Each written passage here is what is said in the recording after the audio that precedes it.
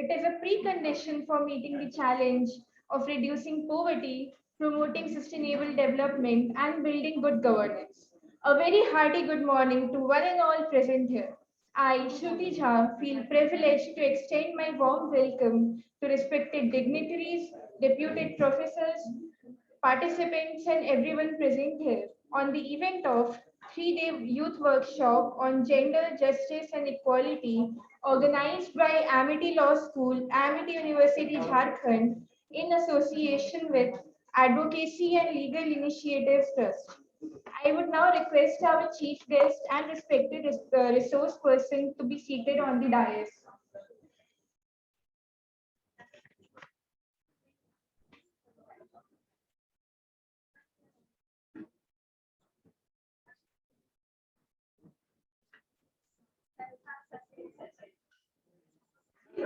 Please.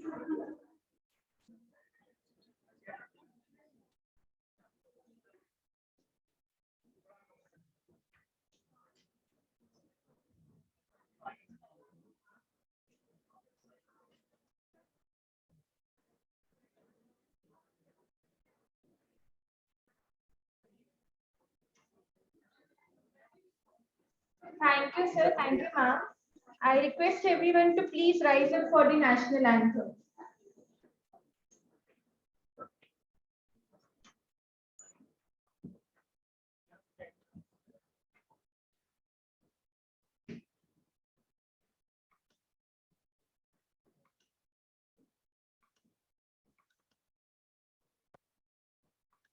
जनगण मन अधिनायक जय हे भारत भाग्य विधाता।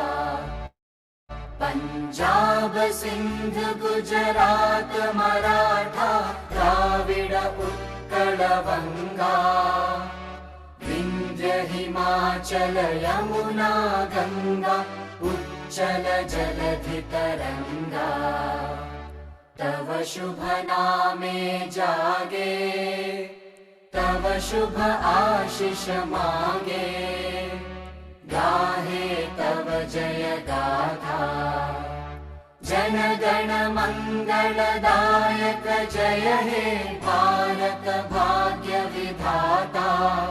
जय हे जय हे जय हे जय जय जय जय हे।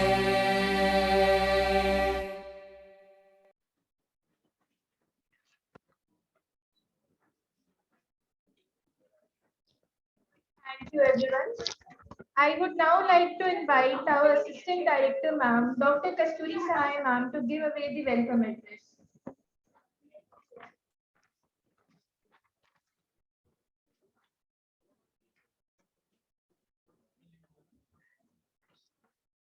A very good morning, respected chief guests for the day, dignitaries from AALI, faculties of Amity Law School, and my dear students. It is an honor and privilege for me to welcome you all to the 3-day youth workshop on gender justice and equality. It is great privilege for us that the chief guest, Mr. Manish Kumar Mishra, sir, Under Secretary Jhalsa, has bestowed us with his great presence. I also thank and welcome Ms. Reshma Singh ma'am and Ms. Babli ma'am, the AALI State Coordinator for Association for Advocacy and Legal Initiatives, that is AALI. Welcome ma'am, Babli ma'am, Reshma ma'am, and other representatives of the initiatives. On behalf of Amity Law School, I also welcome all the students for the 3-day youth workshop, and I'm sure the topic, which is gender justice and equality, is a very apt topic for the 3-day, and you all will learn a lot from the great resource persons we'll be having for the 3-day. All the best, and once again, I welcome all the dignitaries.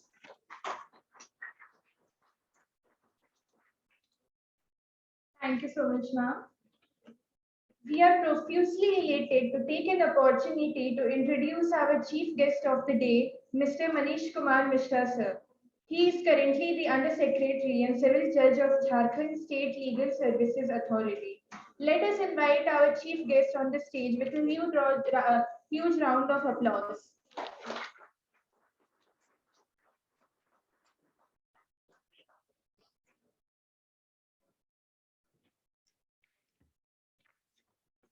Connect हो जाएगा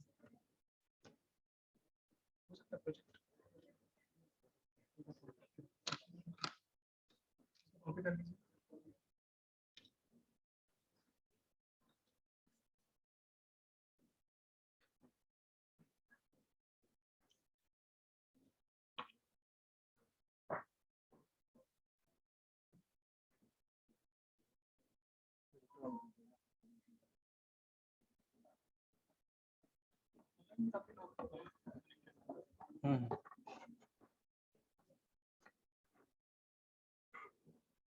बस जी देखिए तो ये तुम्हारे का नहीं है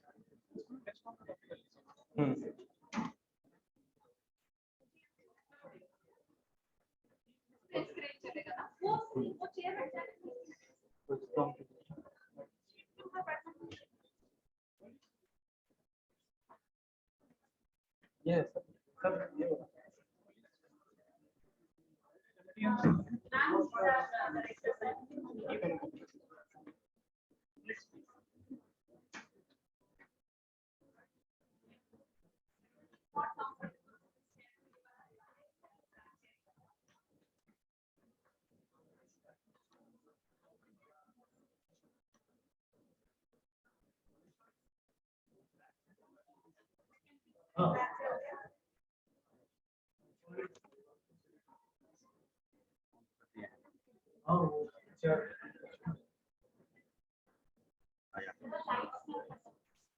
first let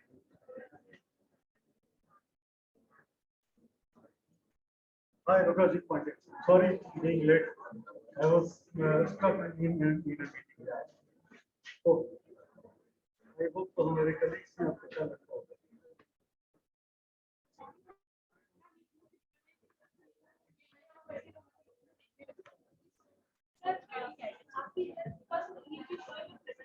Okay, so it is better to be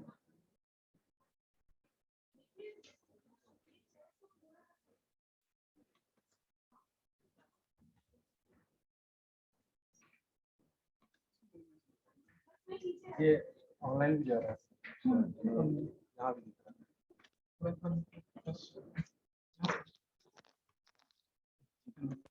दूसरा हम इस पे चला सकते हैं ना किसी को पता नहीं होगा इसको बंद करके उसको शेयर करना ठीक है ना तो शेयर करना हाँ ठीक है ऑनलाइन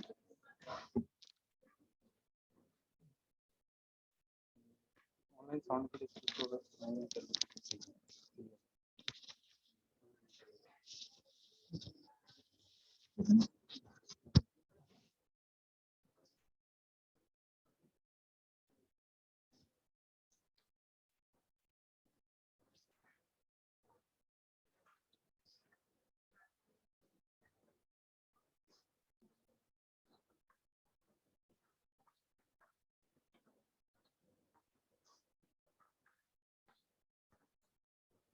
ये हम इजेक्ट कर लेना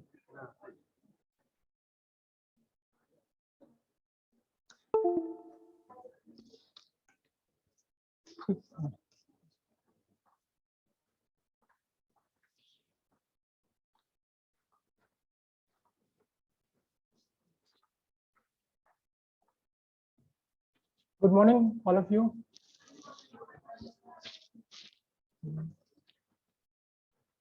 5 मिनट के लिए थोड़ा इंटरेक्टिव बोलेंगे अगर परमिशन हो मैम का अभी आप लोग तो डिफरेंट क्लासेस के होंगे कोई फर्स्ट ईयर होगा कोई 5th ईयर होगा 4th ईयर होगा कितने लोग अभी ऐसे हैं जो लीगल एड या लीगल सर्विसेज से सब्जेक्ट वाइज पढ़ा हो या कभी कोई इंटर्नशिप या वर्कशॉप किया हो किसी का कुछ है एक्सपीरियंस थियोरेटिकली प्रैक्टिकली एम्पिरिकली कैसे भी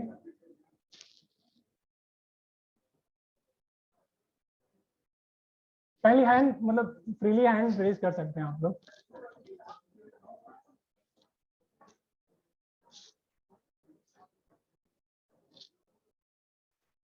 कुछ माइक है कुछ ना बताए अगर ये लोग बोलेगा एक बार कह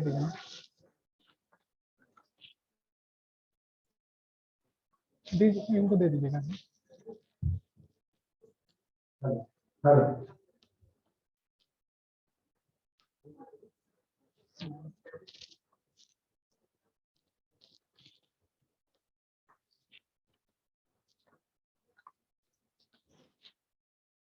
मैम थोड़ा कुछ बताएंगी लीगल सर्विसेज का या लीगल एड का कुछ एक्सपीरियंस अगर रहा हो। मैम स्टूडेंट्स में हम पूछना चाह रहे थे।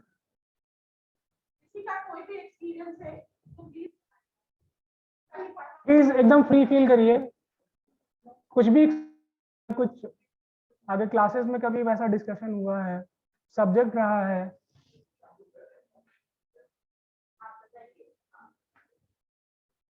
एकदम आराम से, मतलब कुछ नहीं।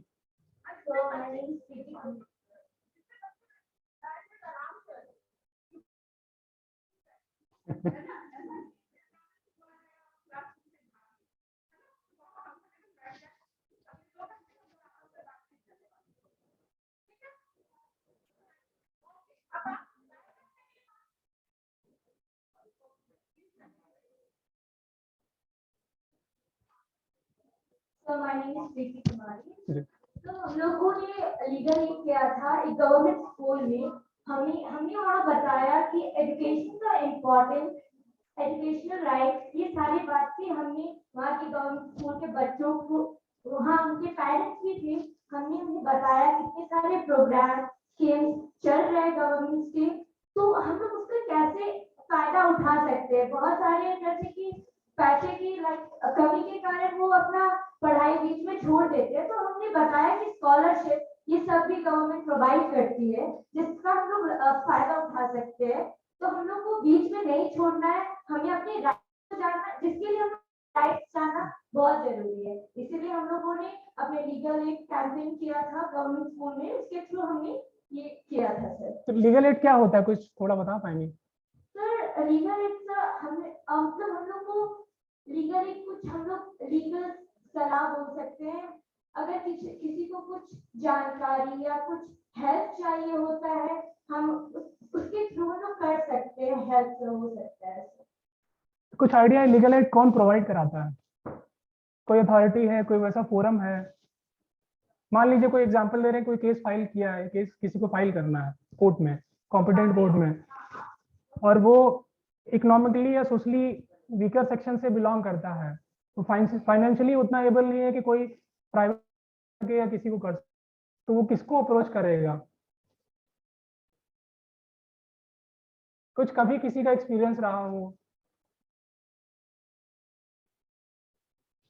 ऐसे तो नालसा हमारे यहाँ है, नेशनल लेवल पे नालसा है एंड डिस्ट्रिक्ट कोर्ट पे नालसा है सर, तो ये सब पे लोग जा सकते हैं। और जो इकोनॉमिकली सर उतने वेल एंड नहीं है, तो बहुत सारे एनजीओ हैं जो हेल्प करते हैं आपको फ्री लीगल एड। जैसे कि हमारा constitution article 39A legal aid के बारे में बात करता है, आर्टिकल 21 फंडामेंटल राइट्स है जो इसके बारे में सर बात करता है, जो कि जस्टिस लेवल है। तो मतलब फ्री लीगल एड जैसे आर्टिकल 39A है, जो मेन हम पॉइंट लेना चाह रहे थे, तो वो क्या है? सर बेसिकली 39A टीपीएसपी में आता है, जिसमें डायरेक्शन दिया जाता है स्टेट को कि आप अपने जो भी पॉलिसीज बना रहे हैं इन चीजों को ध्यान में रख के बनाया जाए। एंड बहुत सारे जैसे 39A को फंडामेंटल राइट्स के साथ भी इसको सर कर दिया गया है, basically article 21 right to life and personal liberty के साथ। तो 39A मतलब 39A क्यों आया? क्योंकि ये तो बाद में ऐड हुआ, अगर आपको पता हो 47 में, तो मतलब क्यों इसका जरूरत पड़ा? सर बिकॉज बहुत सारे सेक्शन जो है जिनके पास ये फैसिलिटीज नहीं थी, जिनको नॉलेज नहीं था, तो सर उनके लिए जैसे इक्वल अपॉर्चुनिटी या इक्वल जस्टिस के बारे में जानते होंगे, ठीक है ना? आर्टिकल 14 हो गया, इवन प्रियम्बल में जस्टिस का बात किया गया। आर्टिकल 21 सबसे इमर्जिंग और इनोवेटिव है। और उसके बाद फिर ये हुआ कि भाई अगर दो पार्टीज या दो पर्सन हैं, एक इकोनॉमिकली अदरवाइज कॉम्पिटेंट है, एक नहीं है, तो क्या उसको प्रॉपर जस्टिस मिलेगा? नो, क्योंकि एक तो बहुत वीकर सेक्शन से है, अनरिप्रेजेंटेड है, तो उसको कैसे मिलेगा जस्टिस? तो उसको क्या इक्वल अपॉर्चुनिटी मिल रहा है? तो कहीं ना कहीं ये इक्वल अपॉर्चुनिटीज देने के लिए इसको किया गया, क्योंकि गोल्डन ट्रायंगल हमारा जो आर्टिकल 14 है, आर्टिकल 19, आर्टिकल 21, इसको सर प्रोपोगेट करने के लिए, इसको अच्छे से इम्प्लीमेंट करने के लिए इस चीज को देखिए, जैसे आर्टिकल 39A है, जहाँ से basically legal aid conceptually constitutionally वो एलिमेंट होता है। थोड़ा मैं पढ़ देता हूँ, उसके बाद आता हूँ। 39A of Constitution of India provides that states shall secure that the operation of legal system promotes justice on a basis of equal opportunity. देखिए यही इक्वल अपॉर्चुनिटी की बात आई। उसके बाद क्या बोलता है सेकंड पैरा पार्ट में, and shall in particular provide free legal add. Free legal add किसको प्रोवाइड किया गया है? इक्वल अपॉर्चुनिटी को मेंटेन करने के लिए जो अनरिप्रेजेंटेड है, ठीक है ना। क्या करेगा? By suitable legislation or schemes or any other way to ensure that opportunities for securing justice are not denied to any citizen by reason of economic or other disability. Economic हो सकता है, other disability में कुछ भी आ सकता है। Basically social justice and political justice दोनों ही दे दिया गया, क्योंकि 39 ए के तहत ये सोशल जस्टिस में आ गया है, आर्टिकल 21 के तहत ये पॉलिटिकल जस्टिस में। तो क्या इकोनॉमिक जस्टिस भी नहीं बोल सकते हैं? यस, इकोनॉमिक जस्टिस तो तीनों चीजें आ गई कहीं ना कहीं से, ठीक है। तो इसका बेस यहीं से है लीगल। तो देखिए सेकंड पैरा जो है कि फ्री लीगल एड आप कैसे प्रोवाइड कराइएगा? सूटेबल लेजिस्लेशन से, स्कीम से, या और कोई अदर वे से। उसी के परसुएंट गवर्नमेंट एक स्टैट्यूट बनाया, जैसे कि आप डालसा बताया या स्टेट लीगल सर्विस अथॉरिटी। तो ये अथॉरिटीज एग्जिस्टेंस में है ना किसी स्टैट्यूट से गवर्न हो रही होंगी। इनका फंक्शंस डिफाइंड होगा, इंटेंट ऑफ स्टैट्यूट या इनका फंक्शंस क्या है, क्या पर्टिकुलर पर्पज अचीव करना है, फंडिंग कहाँ से होना, सारा कुछ एक सिस्टमेटिकली कहीं ना कहीं डिफाइंड होगा। तो कुछ पता है वो कौन सा एक्ट है या कौन सा स्टैट्यूट है? आप लोग भी थोड़ा ध्यान से सुनिएगा कि 1 to 1 नहीं है, मतलब in general. National legal service authority है। तो कब का है सर्विस अथॉरिटी एक्ट, कुछ पता है? 87 का है, 1987। कुछ आइडिया लीगल सर्विसेज में कभी कुछ पढ़ने का मौका मिला है, जैसे कि लीगल एड या legal service, evolution of legal services का है कुछ भी? लेकिन 1938 39A बाद में ऐड किया गया। एक्ट स्टैट्यूट जो आया 87 में आया। 87 आने के बाद में फिर NALSA, state legal service authority, district legal service authority, even आपका जो तालुकाज है, तो झारखंड में तालुकाज नहीं सब डिविजन्स हैं, तो यहाँ पे sub division legal service committees हैं। तो इसके पहले क्या था? पहले कुछ एग्जिस्टेंस में था कि नहीं 87 के पहले? कि 87 के पहले लीगल एड अगर किसी को चाहिए होता तो कुछ प्रोवाइड होता था कि नहीं होता था? होता भी था तो कैसे होता था? और उस टाइम ऐसा क्या प्रॉब्लम आ गया कि फिर सही से पर्पस को केटर नहीं कर पा रहे थे, इसलिए स्टैट्यूट का जरूरत पड़ा। कोई कुछ बता पाएगा कोई भी इस चीज पे थोड़ा, लीगल सर्विस एवोल्यूशन पे या हिस्टोरिकल पर्सपेक्टिव? एकदम फ्रीली, मतलब थोड़ा भी आइडिया है प्लीज बताइए, वहीं पे खड़े होके बता सकते हैं। सर अच्छा ठीक, तो डिस्ट्रीब्यूटिव जस्टिस आप कर दीजिए।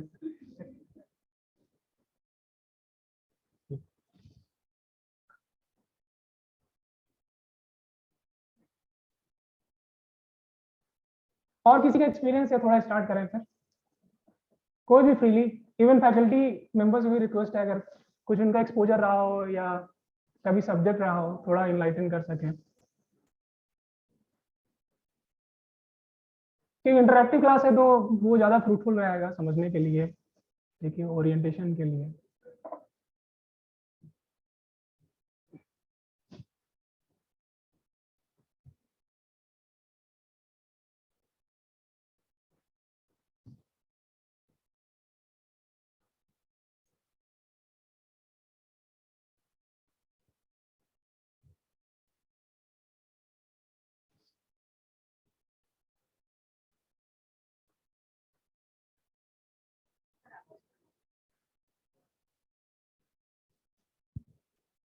चलिए थोड़ा स्टार्ट करते हैं, थोड़ा एवोल्यूशन देखते हैं क्या है।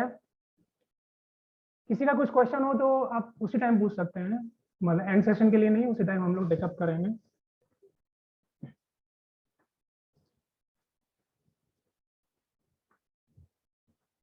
लीगल एड बेसिकली 39A से इनिमेट होता है, जो कॉन्स्टिट्यूशन का है। कनेक्टेड आर्टिकल क्या क्या है? तो एक तो आर्टिकल 14 हो गया जो आपका equality before law, equal protection of laws की बात करता है, और एक आर्टिकल 22A हो गया जो 1 होता है, जिसमें बोला कि आप फ्रीली आप किसी को फ्री लीगल एड प्रोवाइड करेंगे उसके चॉइस पे है। उसके बाद ये है कि लीगल एड मूवमेंट कहाँ से स्टार्ट हुआ, जो एक इंस्टीट्यूशनल लीगल एड मूवमेंट कहाँ से स्टार्ट हुआ।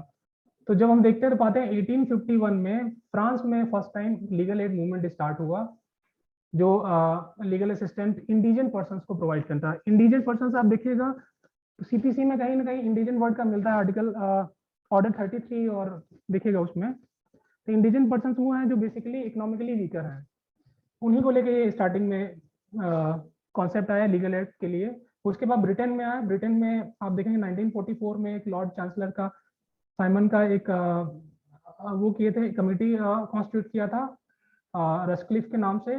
क्या पर्पस था कि एग्जिस्टिंग जो फैसिलिटीज थी इंग्लैंड में और वेल्स में लीगल सर्विसेज, उसको वो लोग इवेलुएट कर रहे थे और बोल रहे थे कि और क्या क्या उसमें रिकमेंडेशंस दिया जा सकता है। उसके बाद इंडियन पर्सपेक्टिव में देखिएगा तो 1952 में आपको मिलता है रेफरेंस कि government of India legal aid को लेके कॉन्फ्रेंसेस स्टार्ट किया लॉ मिनिस्टर और लॉ कमीशन वगैरह को लेके। फिर उसके बाद कुछ कुछ गाइडलाइंस इशू हुआ 1960 में, और फिर 1980 में उसके पहले कुछ कुछ लीगल एड कमिटीज थी जो इनफॉर्मली या अनयूनिफॉर्मली काम करती थी। उसके बाद एक ये हुआ कि 1980 में कि आप एग्जामिन करिए, कमेटी कॉन्स्टिट्यूट हुआ जो ऑनरेबल जस्टिस पीएन भगवती के उसमें हुआ कि आप एग्जामिन करिए कि लीगल स्ट्रक्चर प्रेजेंटली क्या है और उसमें हम नया क्या एक फॉर्मुलेट कर सकते हैं यूनिफॉर्मली जो एड्रेस कर सके पूरी कंट्री को, जो एक नेटवर्क और इंस्टीट्यूशनलाइज्ड हो प्रॉपर। उसके लिए फिर ये एक कमेटी कॉन्स्टिट्यूट हुआ जिसका नाम था committee for implementing legal aid schemes. उसके बाद फिर कमेटी अपना रिपोर्ट सबमिट किया, फिर डिस्कशन हुआ। उसके बाद फिर यही फाइनली डिसाइड हुआ कि नहीं नहीं कि स्टैट्यूट बनाया जाएगा। स्टैट्यूट का पर्पज ये था कि एक तो आप यूनिफॉर्मिटी लेके आए थ्रू आउट कंट्री में, इंस्टीट्यूशंस कौन कौन होगा, कौन उनको प्रिसाइड करेगा, फंक्शनिंग उनका क्या डिफाइंड फंक्शनिंग क्या रहेगा, उनका फंडिंग कैसे रहेगा, किससे वो कोलैबोरेट करेंगे, सारा चीज को एक सिस्टमैटिकली करने के लिए एक स्टैट्यूट आया 1987 में। उसका नाम था लीगल सर्विस अथॉरिटीज एक्ट। अब देखिए एक्ट है 1987 में, लेकिन थोड़ा आप हिस्ट्री देखिएगा तो ये इम्प्लीमेंट इनैक्ट हुआ 1995 में। 1995 में अगर आपको याद हो कि 9 नवंबर का बहुत इंपॉर्टेंस है, कोई बता सकता है 9 नवंबर को? 9 नवंबर जिस दिन उसको इनैक्ट किया, जिस डेट से इनैक्ट किया, उसी के बाद में जब ऑल इंडिया फर्स्ट मीट हुआ उसमें ये हुआ कि 9 नवंबर को हर साल हम लोग लीगल सर्विसेज डे के रूप में सेलिब्रेट करेंगे, अगर आप लोगों को थोड़ा बहुत कभी रूबरू हुए हों। और फिर उसके बाद नालसा, अब स्ट्रक्चर क्या है एक बार थोड़ा हम बता दें कि सबसे अपेक्स बॉडी ये सेंट्रल अथॉरिटीज को बोलता है और नेशनल लीगल सर्विस अथॉरिटी है, नालसा है। उसके बाद स्टेट लेवल पे स्टेट लीगल सर्विसेज अथॉरिटीज हैं जो सारे स्टेट्स में हैं। उसके नीचे जितनी भी डिस्ट्रिक्ट्स हैं उनको डिस्ट्रिक्ट लीगल सर्विस अथॉरिटीज है। और कुछ कुछ जगह तालुकाज जहाँ पे हैं वहाँ पे तालुका लीगल सर्विस कमेटी है। और झारखंड में तालुका नहीं है, sub divisional legal service committee है, जो अभी प्रेजेंटली 4 जगह है। 4 जगह में कहाँ पे है? एक आपका जमशेदपुर का सब डिवीजन घाटशिला है, वहाँ पे है। एक आपका साहेबगंज का सब डिवीजन राजमहल है, वहाँ पे है। उसके बाद एक देवघर का सब डिवीजन है जिसको मधुपुर बोलते हैं, वहाँ पे है। और एक बोकारो का सब डिवीजन है तेनुघाट में, जहाँ पे तालुका लेवल पे या सब डिवीजन लेवल पे लीगल सर्विसेज कमिटीज हैं जो वहाँ से फंक्शन करती हैं, डिस्चार्ज करती हैं। उनका डिफाइंड फंक्शन एकदम है कि उनको क्या क्या करना है, उनका क्या ऑब्लिगेशंस है, एड्रेस क्या क्या करना है, कोर्ट बेस्ड लीगल सर्विसेज देना है, उसके अलावा और क्या क्या एक्टिविटीज करना है। अब हम थोड़ा आते हैं कि लीगल सर्विसेज है। अब स्टैट्यूट देखिएगा तो उसमें लीगल एड वर्ड नहीं यूज हुआ है, लीगल सर्विसेज है। तो लीगल सर्विसेज में लीगल एड इंक्लूसिव है, उसके अलावा भी बहुत चीजें आती हैं, अवेयरनेस आता है, एम्पावरमेंट आता है। तो लीगल एड जो होता है, लीगल एड में क्या है कि आपको कोई कोर्ट में अगर कोई प्रोसीडिंग चल रहा है, फाइल करना है या आपके अगेंस्ट अगर कोई केस किया है, तो आप गवर्नमेंट या अथॉरिटीज जो हैं, जो गवर्नमेंट के द्वारा फंडेड अथॉरिटीज हैं, उनसे फ्री लीगल एड आप कब पा सकते हैं। तो उसका एक क्राइटेरिया है, जैसे कि मान लिया कॉलेज में एडमिशन के लिए क्राइटेरिया होता है ना, 12th पास होना चाहिए, इतना परसेंटेज होना चाहिए, इससे बिलोंग करते हैं, इससे करते हैं। तो उसी तरीके से आप लीगल सर्विस अथॉरिटीज का अगर प्रोविजंस देखिएगा, देखिए लीगल सर्विस अथॉरिटी ऐसा डायरेक्ट है, यही है लीगल सर्विस अथॉरिटीज। पता नहीं आप लोगों के सिलेबस में कभी है कि नहीं रहा है, आप लोग है सिलेबस में? कहीं ना कहीं लोक अदालत वर्ड, परमानेंट लोक अदालत हो गया। तो उस जो लोक अदालत का स्टैट्यूटरी प्रोविजन है या परमानेंट लोक अदालत का जो स्टैट्यूटरी प्रोविजन है, उसमें से एक चैप्टर जो है उससे डील करता है, लीगल सर्विस अथॉरिटी से 1987। उसका ये एक अपना हिस्ट्री है और उसका इंपॉर्टेंस है। फ्री लीगल एड तो समझ में आ गया क्या होता है। फ्री लीगल एड कौन देता है ये भी समझ में आ गया कि एक तो नालसा है। नालसा क्या करती है, पॉलिसीज बनाती है, स्कीम्स बनाती है और फंड प्रोवाइड करती है और उसको रेगुलेट करती है, सुपरवाइज करती है कि थ्रू आउट कंट्री में उसको कैसे इम्प्लीमेंटेशन हो रहा है। उसके बाद स्टेट लेवल पे क्या रहता है, स्टेट गवर्नमेंट भी देख, पहला उसका फंक्शन ये होता है स्टेट अथॉरिटीज का कि जो नालसा या उसके द्वारा कोई गाइडलाइन, एसओपी या स्कीम्स या प्रोजेक्ट्स बनाया गया उसको थ्रू आउट स्टेट में कैसे इंप्लीमेंट किया जाए, स्ट्रीमलाइन स्ट्रेंथन उसको कैसे किया जाए, फंडिंग को हम रीएलोकेट कैसे करें स्टेट डिस्ट्रिक्ट वाइज, और जो स्कीम्स या कैलेंडर है, जो एक्टिविटीज हैं, उसको कैसे हम उसको इम्प्लीमेंट कराएं और उसको सुपरवाइज कर सकें। तो लीगल एड मान लिया किसी को लेना है तो कहाँ से लेगा, या तो स्टेट लीगल सर्विस अथॉरिटी से अप्रोच करेगा, डिस्ट्रिक्ट लीगल सर्विस अथॉरिटी का अप्रोच करेगा, sub division legal service committees को करेगा। तो पहला ये आता है कि उसको कौन कर सकता है, उसका तो एक एलिजिबिलिटी क्राइटेरिया रहेगा कि कोई भी कर सकता है। तो कौन कर सकता है, उसके लिए सेक्शन 12 है जहाँ पे क्राइटेरिया दिया गया है। तो क्राइटेरिया क्या है, थोड़ा एक बार आप लोग भी देखिए।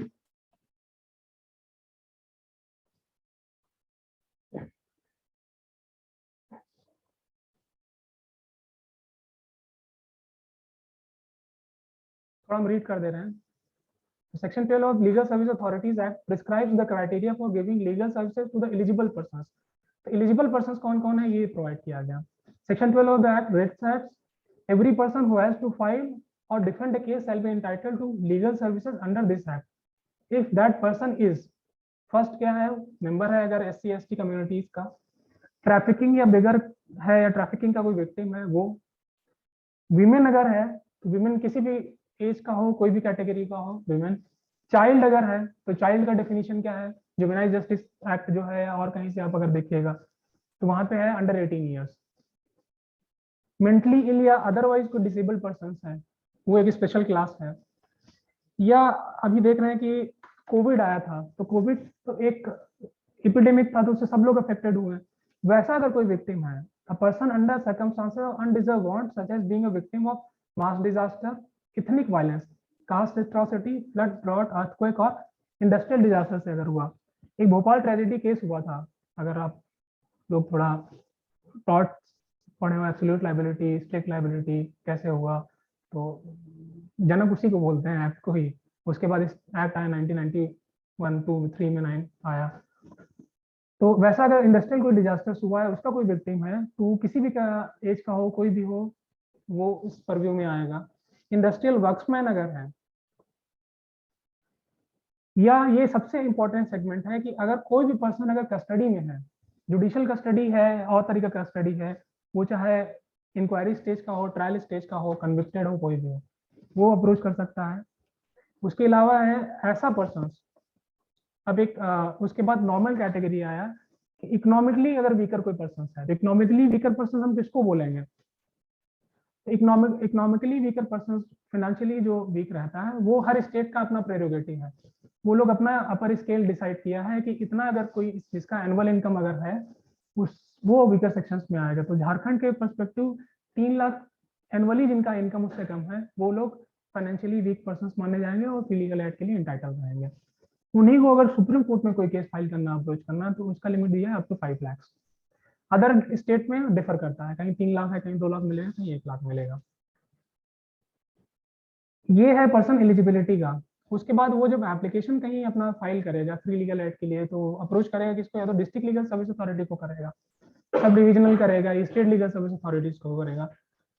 तो वहां पे जब अथॉरिटीज को करेगा या इवन डायरेक्टली कोर्ट में कर सकता है, कहीं भी कर सकता है, तो कोर्ट में करेगा तब भी वो अथॉरिटीज को ही जाएगा। तो अथॉरिटीज उसके बाद सिर्फ एक चीज एग्जामिन करेगा कि जो पर्सन लीगल एड के लिए आया है, एप्लीकेशन सीक किया है, उसका प्राइमा फेसी केस बनना है कि नहीं बनना है। अगर वो एलिजिबिलिटी क्राइटेरिया फॉलो करता है, उसका प्राइमा फेसी केस बनता है, तो फ्री लीगल एड पाने के लिए इंटाइटल रहेगा। गवर्नमेंट या अथॉरिटीज का इम्पैनल्ड एक लॉयर्स का पूरा वो रहता है, उसमें अच्छे से अच्छे लॉयर्स का रहता है। उसमें जो लीगल एड लेने के लिए आते हैं उनको एक अपॉर्चुनिटी दिया जाता है कि वो अपनी चॉइस का कोई भी लीगल काउंसिल को अपॉइंट करा सकते हैं, और उनको सिर्फ लीगल एड ही नहीं दिया जाता है, कॉम्पिटेटिव और क्वालिटेटिव लीगल एड प्रोवाइड किया जाता है। तो ये तो हो गया आर्टिकल सेक्शन 12 का कि कौन कौन एलिजिबल रहता है। अब हम लोगों का जो अथॉरिटीज हैं जो फंक्शंस करती हैं, तो वो किस किस स्टैट्यूट से या प्रिंसिपल से गवर्न होती हैं। तो एक तो है कि हमारा कॉन्स्टिट्यूशन है, कॉन्स्टिट्यूशन में जहाँ जहाँ भी रेफरेंस मिलता है, प्रियम्बल हो गया, फंडामेंटल राइट का हो गया, आर्टिकल 14 हो गया, 21 हो गया, डीपीएसपी 39A हो गया। उसके बाद एक जो मेन स्टैट्यूट है वो है आपका लीगल सर्विस अथॉरिटीज एक्ट जो 1987 का है। उसके बाद जो अपेक्स बॉडी है हमारा, जिसको सेंट्रल अथॉरिटी या नेशनल लीगल सर्विस अथॉरिटी बोलते हैं, उसको पावर दिया गया है। तो सेक्शन पढ़िएगा 29, 27, 28 वगैरह में, तो उसको रेगुलेशंस बनाने का, रूल्स बनाने का या गाइडलाइन या एसओपी प्रिपेयर करने का पावर दिया गया है कि जो एक्ट का पर्पज है उसको कैसे आपको इम्प्लीमेंट करना उस चीज को लेके। तो उसी के लेके 3 रेगुलेशंस बनाया नालसा। जो रेगुलेशंस क्या क्या है, डिफरेंट डिफरेंट टॉपिक पे हैं। एक नेशनल लीगल सर्विस अथॉरिटी लोक अदालत रेगुलेशन 2009 का है। ये जो हम लोक अदालत वर्ड सुनते हैं, तो आप कभी देखिएगा, स्टैट्यूट पढ़िएगा, सेक्शन 18, 19, 20, 21 और 22 करके है। तो लोक अदालत क्या है, उसका कंपोजिशन कैसे होता है, पावर उसका क्या है, कॉग्निजेंस कैसे लेते हैं उसको, उसी के रेफरेंस में प्रॉपर पूरा प्रोसीजर बताया गया कि एप्लीकेशन आप किसको मूव करेंगे, अगर मैटर पेंडिंग है या कोई मैटर ऐसा है जो डिस्प्यूटेड है लेकिन कोर्ट में नहीं आया, उसको आप कहाँ पे लेके जाएंगे, लोक अदालत कैसे ऑर्गेनाइज होता है, प्रोसीजर उसका क्या रहता है, उसका बोर्ड जो होता है वो कौन कौन उसका मेंबर्स होता है, उसका क्या क्राइटेरिया है, एलिजिबिलिटी क्या है, उसके अलावा केसेस कैसे, किस बेसिस पे, प्रिंसिपल्स क्या है केसेस को डिस्पोज करने का, उस सब के बारे में ये रेगुलेशन पूरा डील करता है। दूसरा एक रेगुलेशन है national legal service authority free and competent legal services. तो इसमें बताया free legal and competent services कौन कौन प्रोवाइड कर सकता है, किसको मिलेगा, क्या है। थर्ड आपका है national legal service authority legal aid clinics. बहुत सा ये है कि एक्सेस टू जस्टिस, पता नहीं आप लोग वर्ड कभी सुने कि नहीं, कि एट टाइम्स ये रहता है कि इंस्टीट्यूशन, जैसे कि एक तो स्टेट लेवल पे हो गया, एक हो गया कि आपका डिस्ट्रिक्ट लेवल पे, तो डिस्ट्रिक्ट लेवल पे तो एक जगह स्टेशन है, तो बहुत से ऐसे लोग हैं कि वहां तक नहीं पहुंच सकते। एक तो है कि बहुत लोगों को पता नहीं है, जिनको पता भी मान लिया फाफलांग एरिया से कोई है, तो वो कैसे पहुंचे, वो किसको अप्रोच करें। इस चीज को एड्रेस करने के लिए कि पॉसिबल नहीं है कि सारे लोग शहर में या एक अथॉरिटी के पास आ सकें और वहां पे अपना एप्लीकेशन दे सकें या कोई उनका फरियाद है उसको कर सकें, उसको लेके फिर एक लीगल सर्विसेज क्लिनिक्स का कॉन्सेप्ट आया।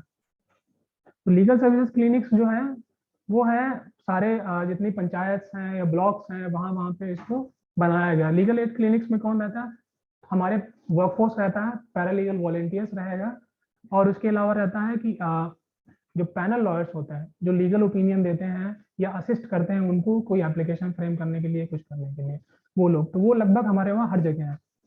प्रेजेंटली करीब 590 और हमारे लीगल सर्विस क्लिनिक्स हैं झारखंड में, जो लगभग सारे जगह, इवन कॉलेजेस में भी है।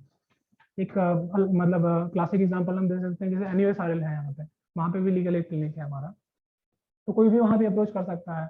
वहाँ पे क्या करेगा, वहाँ पे एक तो है कि लीगल ओपिनियन कुछ उसको चाहिए तो वो ले सकता है, कोर्ट में अप्रोच करना चाहे तो वहाँ पे एप्लीकेशन दे सकता है, एप्लीकेशन वहाँ पे अगर नहीं लिखना आ रहा है तो जाके वहाँ पे असिस्ट करने के लिए लोग हैं, वहाँ एप्लीकेशन अपना लिखवा सकता है और वहीं से अपना फॉरवर्ड करा देगा डिस्ट्रिक्ट कंसर्न्स को।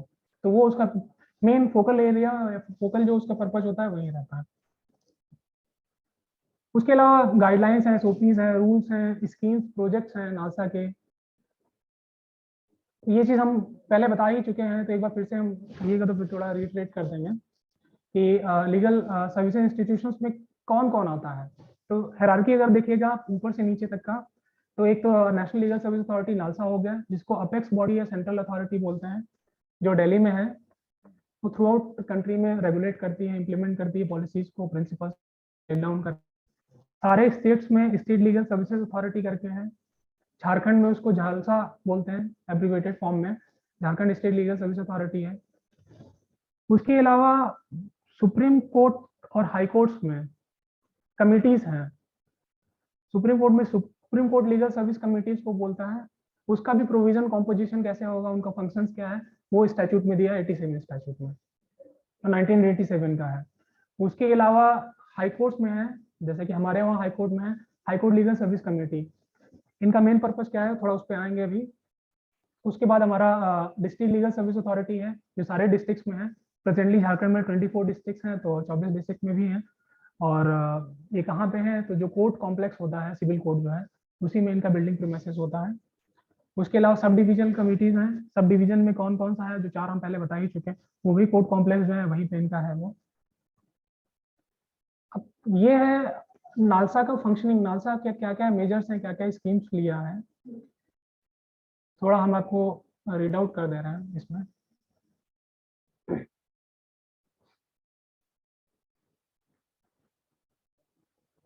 कुछ फंक्शंस में एक फंक्शन नालसा की है कि जो परमानेंट लोक अदालत या कंटिन्यूअस लोक अदालत को इस्टेब्लिश करना। लोक अदालत के बारे में थोड़ा कोई कुछ बताएगा, बस 2 लाइन या 4 लाइन, कोई भी स्टूडेंट्स कुछ भी थोड़ा। ऑल्टरनेटिव डिस्प्यूट रेजोल्यूशन आप लोग सब्जेक्ट एक रहा होगा, अगर थोड़ा स्टूडेंट्स वाइज जो सीनियर हुए होंगे वो जरूर एडीआर पढ़ चुके होंगे।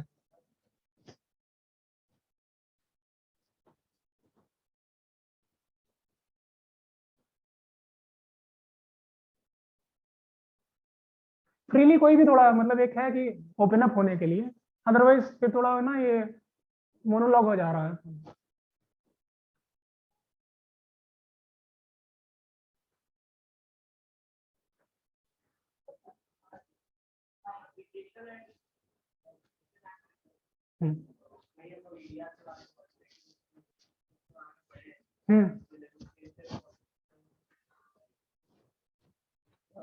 एडीआर का क्या मतलब क्या है, ये नेगोशिएशन हो गया। एडीआर थोड़ा बताइए 2 लाइन कुछ एडीआर के बारे में, या क्यों है ये।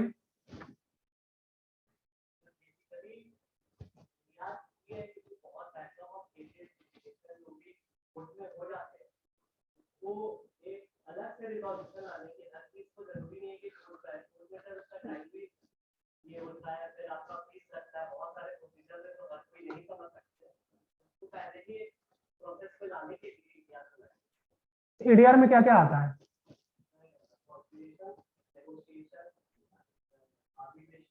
और मीडिएशन, लोक अदालत, कहीं पे है कुछ प्रोविजंस हैं कहीं पे। एक तो आप बता दिए, एक तो आर्बिट्रेशन एंड कंसिलिएशन एक्ट है 1997 का, उसके अलावा कहीं पे और दिया है। सीपीसी पढ़ा है आप लोग, सेक्शन 89 रेफरेंस का बात करता है, सेक्शन 89 और करस्पॉन्डिंग रूल ऑर्डर 9 होगा रूल्स उसका। तो वहां में बताया गया कि ऑल्टरनेटिव डिस्प्यूट रेजोल्यूशन में कौन कौन आता है, तो कहाँ कहाँ से गवर्न होता है, क्या रहता है। तो उसमें एक आप रेफरेंस पाते होंगे लोक अदालत का। तो लोक अदालत क्या होता है, थोड़ा बहुत अगर कुछ जानते हो तो बता पाएंगे। कोई नहीं, मतलब ये ओपन थोड़ा है, इसलिए कि थोड़ा समझाने के पॉइंट ऑफ व्यू से, अदरवाइज थोड़ा, क्योंकि यहाँ पे लोक अदालत का बात आया तो थोड़ा एक बार 2 मिनट उस पर भी बात कर लें। अच्छा, लोक अदालत क्या है या फंक्शन उसका क्या है, ये कुछ भी। हाँ, इसमें कभी कभी लोग ऑर्गेनाइज किया जाता है, बहुत सारे केसेस को जल्दी वो भी है रिजॉल्व करने के लिए, बहुत सारे केसेस को वहां पर क्विक डिस्पोजल के लिए। ठीक है, जैसे कि आप लोग पढ़े होंगे सीआरपीसी सीपीसी वगैरह पढ़ा, लगभग लोग पढ़ चुके होंगे अगर जिनका क्रॉस हुआ होगा। तो एक पर्टिकुलर प्रोसेस होता है कोर्ट का, एडजुडिकेटरी प्रोसेस को बोलते हैं। एडजुडिकेटरी प्रोसेस क्या होता है कि मेरिट के बेस पे कोर्ट को आप केसेस को डिसाइड करते हैं, ठीक है ना। तो उसमें कोई लूज होगा, कोई विन सिचुएशन रहता है। लोक अदालत जैसा कि एक ऑल्टरनेटिव डिस्प्यूट रेजोल्यूशन फोरम है या ऑप्शन है, तो लोक अदालत का बेसिक कॉन्सेप्ट ये है कि ये कंसिलिएटेड प्रोसीडिंग्स होता है कि पार्टीज को कन्विंस करके आप उसको सेटलमेंट या कॉम्प्रोमाइज के बेसिस पे केसेस को डिस्पोज ऑफ कराते हैं। कोई भी जो कंपाउंडिंग केसेस हैं, कंपाउंडिंग बेस्ड केसेस जो सेक्शन 320 में सीआरपीसी में दिया हुआ है लिस्ट, वो केसेस सारे कंपाउंडिंग केसेस हैं। क्रिमिनल केसेस में सिविल, वो maximum civil cases compounding cases जो सेटल हो सकते हैं, जैसे ऑर्डर 22 में आप देख लीजिए कॉम्प्रोमाइज जो रहता है। उसके अलावा और मैटर्स, सर्विस मैटर्स हैं, कंज्यूमर डिस्प्यूट्स हो गया, मतलब बहुत है, या इंडस्ट्रियल डिस्प्यूट है, डिपार्टमेंट्स के हैं, तो उसमें क्या रहता है कि कोई एडजुडिकेशन का बहुत स्कोप नहीं रहता है, मतलब होता भी है तो वो बहुत मतलब वैसा नहीं होता है कि बहुत की कोई डिस्प्यूटेड मतलब पॉइंट है जिसको लेके एडजुडिकेट करना है कि एविडेंसेस दे रहे हैं, सारा कुछ कर रहे हैं। तो वैसे केसेस जो कॉम्प्रोमाइज बेसिस पे या सेटलमेंट बेसिस पे डिस्पोज ऑफ हो सकता है, जहाँ पे पार्टीज को थोड़ा कन्विंस करके पुश करके आप उसको कन्विंस कर सकते हैं और एक प्लेटफॉर्म कॉमन देके उसको डिस्पोज ऑफ करा सकते हैं, उसी को लेकर लोक अदालत का आयोजन किया जाता है। लोक अदालत का पर्पज वही है, वैसे मैटर्स जो कंपाउंडिंग है या जिनमें पार्टीज को थोड़ा मोटिवेट करके आप उसको डिस्पोज ऑफ करा सकते हैं, जिसमें क्रिमिनल केसेस में कंपाउंडिंग केसेस आते हैं, सिविल में मैक्सिमम केसेस आते हैं, फैमिली मैटर्स में भी बहुत मैटर्स आते हैं, उसके लिए फैमिली कोर्ट का अलग लोक अदालत का वो होता है। और डिपार्टमेंट्स के बहुत हैं, जैसे कि आपका कमर्शियल कोर्ट्स अभी बहुत नया कॉन्सेप्ट आया है अभी तो कमर्शियल मैटर्स हो गए या इंडस्ट्रियल मैटर्स हो गए। चेक बाउंस क्लासिकल एग्जांपल है उसका। चेक बाउंस पर्टिकुलरली जहाँ पे बिजनेस, एक तो होता है कि इंडिविजुअली होता है कि मान लिया कोई मुझसे ले लिया और हम उसको चेक दिया और बाउंस हो गया, तो वो तो एक इंडिविजुअल केस हो गया। एक होता है बिजनेस कम्युनिटी, बिजनेस ट्रांजैक्शंस जो होता है, जहाँ पे मतलब हमेशा वो लोग बिजनेस ट्रांजैक्शंस में हैं और मतलब अपना सामान ले रहे हैं, उसके बदले अपना चेक दे रहे हैं और बाउंस हो रहा है। तो उसमें क्या रहता है कि जब कोर्ट में केसेस आते हैं तो बहुत चांसेस रहते हैं कि उनकी जो रिलेशनशिप है कहीं ना कहीं टूटने के कगार पे आ जाते हैं। लोक अदालत ऐसा प्लेटफॉर्म है कि जहाँ पे उनको कंसिलिएट या मोटिवेट किया जाता है कि चलिए आप सेटलमेंट कर लीजिए जो चीज है। तो लोक अदालत में जो मैटर डिस्पोज ऑफ होता है वो सबसे उसका बड़ा ब्यूटी है कि एक तो कॉम्प्रोमाइज या सेटलमेंट के बेसिस पे होता है। उसके बाद क्या रहता है कि पार्टीज में कोई एनिमोसिटी नहीं रहता, मतलब पार्टी वैसा नहीं, पार्टी लोग अपना विन विन सिचुएशन रहता है कि रिलेशनशिप पूरा मेंटेन या रिटेन रहते हुए केस डिस्पोज ऑफ हो सकता है। दूसरा उसका ब्यूटी ये है कि लोक अदालत में जो मैटर्स आते हैं, जो कोर्ट के मैटर्स आते हैं, उसमें कोर्ट फी अगर कोई दिया हुआ वगैरह होता है तो वो भी रिटर्न बैक हो जाता है। तो देखिए एक तो लोक अदालत ये हो गया। एक परमानेंट लोक अदालत होता है। परमानेंट लोक अदालत क्या होता है, उसके लिए statute 22A B C D E करके है। तो परमानेंट लोक अदालत का कॉन्सेप्ट क्या है कि लोक अदालत जो है वो कभी कभी होता, नीड बेस होता था, या एक पर्टिकुलर इंटरवल पे होता है कि जैसे 3 महीने के बाद होगा, 2 महीने के बाद होगा। फिर एक बार ये मतलब जब लोक अदालत कॉन्सेप्ट आया 1987 में, तो उसके बाद ये नीड अराइज हुआ कि नहीं कुछ कुछ मैटर ऐसा है, ये सेक्टर ऐसा है जिसके लिए हमको एक परमानेंट वैसा ही स्ट्रक्चर चाहिए, क्योंकि वही नेचर का मैटर कंटिन्यूली आ रहा है। तो अगर वैसा कोई हमारे पास फोरम हो कि जो फर्स्ट कंसिलिएट करे, अगर कंसिलिएशन के बेसिस पे उसका डिस्पोजल जाता है तो ठीक है, नहीं तो फिर उसको कोई वही फोरम जो उसको कंसिलिएट कर रहा था उसको एडजुडिकेट कर ले। तो पब्लिक यूटिलिटी सर्विसेज नाम अगर आप लोग सुने हो, तो पब्लिक यूटिलिटी सर्विसेज में इंक्लूसिवली दिया, जैसे बैंक मैटर्स हो गया, इंश्योरेंस मैटर हो गया, एजुकेशन का आता है, हॉस्पिटैलिटीज का आता है, वो सारे मैटर्स ऐसे हैं जो पब्लिक यूटिलिटी सर्विसेज में आते हैं। तो उन मैटर्स के लिए लगभग सारे डिस्ट्रिक्ट में परमानेंट लोक अदालत है, जिसको वो लोग पहले करते हैं, प्री कंसिलिएशन करते हैं। प्री कंसिलिएशन में अगर सेटलमेंट हो जाता है तो ठीक है, नहीं होता तो उसके बाद वो एडजुडिकेट करता है। एडजुडिकेट का मतलब उसको डिसाइड करता है। तो उसके लिए परमानेंट लोक अदालत का कॉन्सेप्ट। तो बेसिकली दो यही है, लोक अदालत, परमानेंट। लोक अदालत का अलग अलग फॉर्म हो सकता है, जैसे कि आप कहीं पढ़ेंगे कि नेशनल लोक अदालत। तो नेशनल लोक अदालत क्या है कि नेशनल लोक अदालत एक नेशनल लीगल सर्विस अथॉरिटी के द्वारा साल में 4 बार हर 3 महीने पे एक नेशनल लोक अदालत आयोजन किया जाता है, जो थ्रू आउट कंट्री में उसी दिन होता है, उसी टाइम में उसी दिन होता है। उसके अलावा लोक अदालत है। लोक अदालत क्या है, लोक अदालत हर महीने में जो लास्ट सैटरडे होगा कोर्ट में उसका लोक अदालत होता है, वो मंथली लोक अदालत को बोलता है। इसके बाद एक स्पेशल लोक अदालत है। तो स्पेशल लोक अदालत क्या है कि हो सकता है कि कोई पर्टिकुलर सेक्टर के बहुत मैटर्स हो गए हैं, जैसे सर्विस मैटर हो गया या इंश्योरेंस के बहुत मैटर हो गए हैं, तो पर्टिकुलर पर्पज और पर्टिकुलर सब्जेक्ट मैटर को लिए कभी कभी स्पेशल लोक अदालत का आयोजन किया जाता है। तो वैसे करके आपको अलग अलग टर्म्स में लोक अदालत का वो मिलेगा, जो भी ऑब्जेक्टिव मिलेगा उसका कोई ना कोई पर्टिकुलर पर्पज है। बट बेसिकली लोक अदालत और परमानेंट लोक अदालत क्लासिफिकेशन यही दो है। फिर एक नया कॉन्सेप्ट आप पढ़ेंगे कि अभी मोबाइल लोक अदालत का पढ़ेंगे। मोबाइल लोक अदालत क्या है कि जिनका डिस्प्यूटेड मैटर हम खुद उनके वहां जाके अपना डिस्प्यूट उनको रिजॉल्व कर लें, मतलब वो हमारे वहां ना आए, हम खुद। जैसे कि एजुकेशन के मामले में टीचर यहाँ, आपको यहाँ ना आना पड़े, आपको यहाँ टीचर जाके आपको पढ़ा दें, तो वैसा एक मोबाइल लोक अदालत का कॉन्सेप्ट है। तो उसमें से नालसा जो अपेक्स बॉडी है वो स्कीम्स और मेजर्स अडॉप्ट या इम्प्लीमेंट करेगा, उसमें से एक एस्टैब्लिश करेगा परमानेंट लोक अदालत। या कंटिन्यूअस लोक अदालत सारे डिस्ट्रिक्ट वगैरह में। सेकंड में बता ही दिया। थर्ड है कि जब आप बहुत लीगल सर्विसेज की बात करते हैं, लीगल एड की बात करते हैं, तो आपको बहुत से स्टेक होल्डर्स की जरूरत है। आप अकेले तो कुछ नहीं कर सकते ना, या जैसा आप कर रहे हैं वैसा हो सकता है कि बहुत से लोग वैसा और भी इंस्टीट्यूशनलाइज्ड होकर काम कर रहे हो और आपको हो जरूरत पड़े उनको एसोसिएट करने का। तो वैसे कि हमारे नॉन गवर्नमेंट ऑर्गेनाइजेशन जितनी हैं, जैसे कि एक हमारी अभी मैम पाली है जिससे हम एसोसिएटेड हैं, तो उन लोगों को एक्रेडिशन करना और उन लोगों के थ्रू हम लोग क्या करते हैं, लीगल लिटरेसी हो गया, अवेयरनेस कैंपेन हो गया, उसको करते हैं। लीगल एड काउंसिल में बता ही दिया, जो कोर्ट्स में एडवोकेट वगैरह प्रोवाइड करते हैं। लोक अदालत पैटर्न हो गया। फिर पब्लिसिटी, लीगल एड स्कीम्स वगैरह, प्रोजेक्ट वगैरह हैं। सबसे मेन एक चीज जो आता है कि हमारे पास एग्जिस्टेंस में क्या है, ये लोगों को कैसे पता चलेगा कि एक कोई ये बॉडी स्ट्रक्चर है, ये लीगल एड प्रोवाइड करता है, लीगल सर्विसेज देता है, तो लोगों को कैसे पता चलेगा? अपने आप तो नहीं पता चलेगा। तो उसके लिए हमको एक मास लेवल पे अवेयरनेस, कंटिन्यूअस अवेयरनेस करने की जरूरत है। तो उसमें एक मेन जो फंक्शन है अथॉरिटीज का, वो है लीगल अवेयरनेस कराना। तो लीगल अवेयरनेस कराने के कई कई मोड हो सकते हैं, कई तरीके हो सकते हैं, जिसमें मैं आपको एग्जांपल बताऊं कि प्रिंट मीडिया हो गया हमारा, इलेक्ट्रॉनिक मीडिया हो गया, या दूरदर्शन पे बहुत ऐसे कार्यक्रम आते हैं, कानून की बात करके कार्यक्रम आता है। कभी आप लोग एक्सेस करिएगा यूट्यूब या उस पर, दूरदर्शन का और ऑल इंडिया रेडियो का भी, तो उसमें भी एक स्पेशल टॉक शो होता है कानून की बात करके। कि कोई पर्टिकुलर टॉपिक पे एक्सपर्ट्स हमारे जाते हैं और फिर वो बताते हैं कि ये अगर कानून क्या है, कैसे करना है, किसके पास जाना है, वो सब।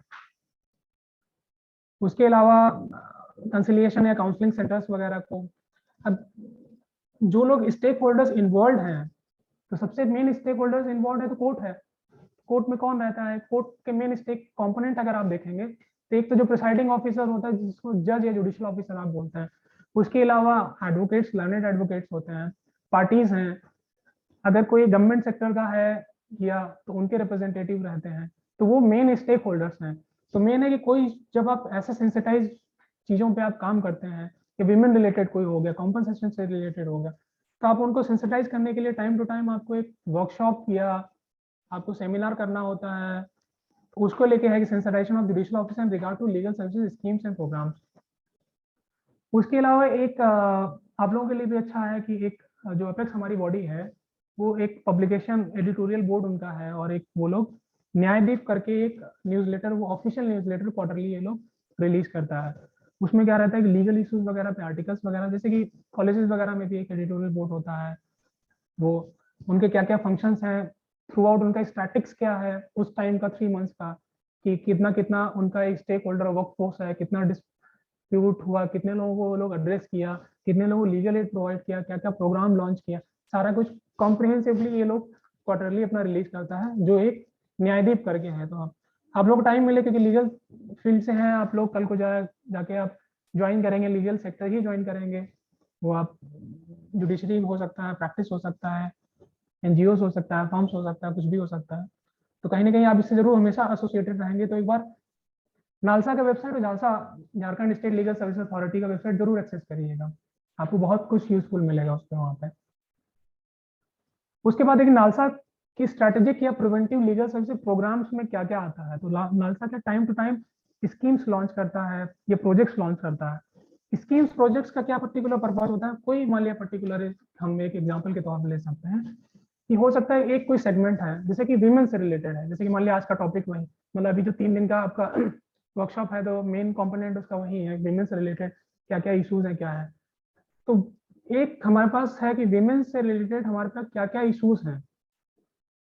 एक तो होता है कि प्रिवेंटिव मेजर्स हम क्या लें कि उनके अगेंस्ट कोई क्राइम ना हो, पहला मेजर। दूसरा है कि हम कैसे लोगों को सेंसिटाइज करें कि जाने की क्या क्या चीज क्राइम के उसमें आता है, क्योंकि बहुत से आप डोमेस्टिक वायलेंस कभी आप पढ़िएगा एक्ट में, तो बहुत सी ऐसी चीजें हैं कि सारा चीज उसमें डोमेस्टिक वायलेंस के ही परव्यू में आता है। आप कुछ कर रहे हैं, मतलब कमिट कर रहे हैं, कमीशन एक्टस और रियस ओमिशन दोनों चीज उसमें आता है।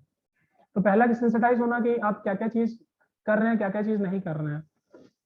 तो वीमेन से रिलेटेड मान लिया किसी के अगेंस्ट अगर क्राइम होता है, तो उसको हम कैसे इमीडिएटली, उसको क्या जरूरत होता है? पहला है कि उसको हम मेडिकल अटेंशन तुरंत दे रहे हैं कि नहीं, सेफ शेल्टर दे रहे हैं कि नहीं, लीगल एड उसको तुरंत की, कोई केस फाइल हो और उसको उसकी तरफ से कोई रिप्रेजेंटेटिव हो, फिर एक उसको हम कैसे कॉम्पनसेशन प्रोवाइड कराएं, किससे कॉम्पनसेशन प्रोवाइड कराएं, अथॉरिटी खुद कॉम्पनसेशन देती है कि नहीं देती है, उसके अलावा क्या गवर्नमेंट की बहुत स्कीम्स हैं उससे हम उसको कॉम्पनसेशन दिला सकते हैं नहीं दिला सकते, रिहेबिलिटेट उसको हम कैसे करें कि वो खुद इंपावर हो जाए, वैसी चीज पे एक कॉम्प्रिहेंसिव कोई स्कीम बनती है। वैसे अलग अलग टॉपिक्स पे नालसा टाइम टू टाइम या अलग अलग सब्जेक्ट या एरिया या उनका टारगेट जोन पे स्कीम्स बनाते हैं जो थ्रू आउट ओवरऑल इंडिया में इम्प्लीमेंट होता है। उस पर गवर्नमेंट या हम लोग स्टेट अथॉरिटी, डिस्ट्रिक्ट अथॉरिटीज का रिस्पॉन्सिबिलिटी या मेन फंक्शन वही होता है कि उसको इम्प्लीमेंट कराना और टाइम टू टाइम उसको मॉनिटर एंड रिव्यू करना। तो एग्जिस्टिंग कुछ कौन कौन सी स्कीम्स हैं वो एक बार आप थोड़ा देख लीजिए। जैसे कि NALSA national legal service authority, legal services senior citizen, तो सीनियर सिटीजन किनको कहेंगे, 60 प्लस जो रहता है सीनियर सिटीजन, तो उनको रिलेटेड क्या क्या है। फिर legal victims of acid attacks जो विक्टिम्स हैं उनको लेके। पैरालीगल वॉलंटियर्स, तो पैरालीगल वॉलंटियर्स हमारा मेन वर्कफोर्स है जो काम करता है और इम्प्लीमेंट करता है। फिर लीगल डिजास्टर विक्टिम्स थ्रू, तो डिजास्टर विक्टिम्स को हम लीगल एड या लीगल सर्विसेज कैसे प्रोवाइड करें उसको लेके, या victims of trafficking, commercial sexual exploitation को लेके कैसे प्रिवेंटिव और प्रिजर्वेटिव, और फिर हम अगर होता है रिहेबिलिटेटिव मेजर्स कैसे लें। एक तो ट्रैफिकिंग ना हो, अगर हो गया है तो हम उसको कैसे रेस्क्यू करने के बाद हम उसको मेन स्ट्रीम में कैसे लेके आए। हो सकता है कि उनके कोई पेरेंट्स नहीं, कोई देखने वाला नहीं, तो आप कहाँ जाएंगे, शेल्टर होम्स में लेके जाएंगे, किसको करेंगे, सारा कुछ उसमें स्कीम्स में हॉलिस्टिकली सारा कुछ डील किया होता है। या मेंटली इल या मेंटली डिसेबल्ड पर्सन हैं, उनको आप कैसे स्कीम क्या करिएगा, इंस्टीट्यूशनल आप उनको कैसे केयर करिएगा। उसके अलावा जैसे कि हमारे वहाँ रेन पास है और आपका एक और है यहाँ पे CIP है। उसके अलावा इंस्टीट्यूशनल्स बहुत NGOs हैं या और इंस्टीट्यूशंस हैं सोशल, जो इन सब लोगों को लेकर डील करते हैं, तो आप उसको कैसे करिए, किसको डील। उसके बाद है कि legal service to workers in unorganised sectors. Unorganised sectors का आप लोग अगर न्यूज़पेपर फॉलो करते हैं, कुछ देखते हैं, तो कोविड टाइम में बहुत ये वर्ड कॉमन आपको मिला होगा, जो माइग्रेशन सबसे बड़ी प्रॉब्लम आई और बहुत बड़ा एक मुद्दा भी बना था कि जो मान लिया यहाँ से कहीं माइग्रेट होके गए हैं। कोविड टाइम में क्या हुआ कि कोविड ऐसा टाइम है कि उनके पास कुछ भी नहीं था, रिसोर्सेज कुछ नहीं, कुछ भी नहीं, तो वो लोग कैसे यहाँ आए, अपने घर आए, अपने घर भी आएंगे तो यहाँ पे क्या करेंगे, क्योंकि यहाँ कुछ होता तो फिर क्यों माइग्रेट करते हो। माइग्रेट मतलब जो लेबरर क्लास है, जो डेली काम करके कमाता है, खाता है और थोड़ा घर बेचता है, वो लोग कैसे करें। वैसे चीजों को लेके कैटर करने के लिए, उन लोगों को एड्रेस करने के लिए स्कीम एक बनाया गया, legal service to the workers in unorganised sectors. एक child friendly legal service, children and their protection. तो चाइल्ड में तो बहुत कैटेगरी आता है। चाइल्ड एक है कि आप जुवेनाइल जस्टिस एक्ट अगर कभी पढ़े होंगे तो उसमें 2 कैटेगरी है। एक तो है कि वो चाइल्ड जो अनकेयर्ड है, जिनको कोई प्रोटेक्शन नहीं दे रहा, केयर नहीं कर रहा। दूसरे चाइल्ड जिनसे कोई काम हो गया है, ठीक है ना, जैसे कि क्राइम कमिट हो गया, कुछ वैसा हो गया, तो उसको क्राइम पे ऑफेंस तो नहीं बोलते हैं, लेकिन जिनसे कुछ भी वैसा काम हो गया, तो उनको आप कैसे करिएगा, कैटर करिएगा, उनकी क्या क्या नीड है। अगर कोई ऑर्फन बच्चा है या ऐसा बच्चा है, नेग्लेक्टेड बच्चा है, या जिनके पेरेंट्स का वेयर अबाउट नहीं पता है, कहीं मिस हो गया है, या वैसे पेरेंट्स हैं जो विक्टिम्स हैं कोई ना कोई, या हो सकता है कि डोमेस्टिक वायलेंस के ही विक्टिम्स हैं, उन बच्चों को आप कैसे कहाँ लेके जाइएगा, किस शेल्टर होम्स में रखिएगा, उसका क्या प्रोसेस है, आप किससे कोऑर्डिनेट करिएगा, कंटिन्यूअस मॉनिटरिंग आप उसको कैसे करिएगा, उसका एजुकेशन आप कैसे इंश्योर करिएगा कि एजुकेशन हो रहा है, क्वालिटी एजुकेशन हो रहा है और कंटिन्यूअस हो, अनब्रेकेबल हो। ऐसा ना हो कि आप 1 साल हुआ फिर उसके बाद फॉलो अप नहीं कर पाए। उन सब चीज़ों को डील करने के लिए आपका ये स्कीम्स है। उसके अलावा effective implementation of poverty alleviation schemes, government की बहुत सी ऐसी स्कीम्स हैं जो पॉवर्टी को एलिवेशन को लेके हैं, उसको हॉलिस्टिकली आप कोलैबोरेट होकर कैसे उसको आप इम्प्लीमेंट करिएगा, कैसे उन लोगों को पहुंचिएगा जो जिनको नीड है इस सब चीज़ की। फिर protection enforcement of tribal rights को, तो ट्राइबल राइट्स क्योंकि मार्जिनलाइज्ड है या ऐसा है जिसको प्रोटेक्शन चाहिए, उनके राइट्स को, उनका अपना कल्चर है, एथिक्स है, उनकी आर्ट है, उसको कैसे प्रोटेक्ट करिएगा, उनके राइट्स को कैसे प्रिजर्व करिएगा कि हम लोग या और कोई लोग जाने या अनजाने उसको वायलेट ना कर सके। उसके अलावा legal service victim of drug abuse, eradication of drug menace, ये भी एक बहुत बड़ा मेन इशू आया है अभी, कंटेम्प्रेरी हमेशा चलता रहता है, इसको लेके कैसे केयर करिएगा। तो ड्रग अब्यूज में दो कैटेगरी है। दो कैटेगरी कौन सा, एक तो कॉमन ड्रग अब्यूज कि कोई भी ड्रग अब्यूज कर ड्रग ले रहा है या उसका ड्रग अब्यूज हो रहा है कि प्रॉपर चैनलाइज्ड है कैसे। दूसरा है कि बच्चों को लेके जो बहुत सेंसिटाइज हैं, छोटे बच्चे जिनको नहीं पता और वो कहीं ना कहीं ड्रग अब्यूज के शिकार हो गए, तो आप उनको कैसे करिएगा। मेन है कि उनको आप कैसे प्रोटेक्ट करिएगा, रिहेबिलिटेट करिएगा, बहुत चीजें उसमें आती हैं। तो ये कुछ कुछ स्कीम्स हैं। तो ये तो नेशनल स्कीम्स हैं, प्रोजेक्ट्स और स्कीम्स हैं जो थ्रू आउट कंट्री में जिसका इम्प्लीमेंटेशन होता है और जिसका हम लोगों का एक prime one of the function या रिस्पॉन्सिबिलिटी है उसको इम्प्लीमेंट करना, ऑब्जर्व करना, मॉनिटर करना और रिव्यू करना। उसके अलावा हर स्टेट का अपना एक नीड होता है या प्रॉब्लम होता है या स्पेशलिटी होता है, पिक्यूलियरिटी रहता है, जिसको केटर्स करने के लिए स्टेट भी, गवर्नमेंट ले लीजिए या अथॉरिटी ले लीजिए, वो अपनी स्टेट का सिचुएशन के हिसाब से, सोशल इकोनॉमिक या पॉलिटिकल सिचुएशन के हिसाब से, इकोनॉमिकल सिचुएशन के हिसाब से स्कीम्स बनाती हैं। उसके लेके हमारे वहाँ Jharkhand state legal service authorities के द्वारा भी स्कीम्स और प्रोजेक्ट्स बनाए गए, लॉन्च किए गए। कुछ हैं जिनके हम एक बार आपको बता देते हैं क्या क्या है।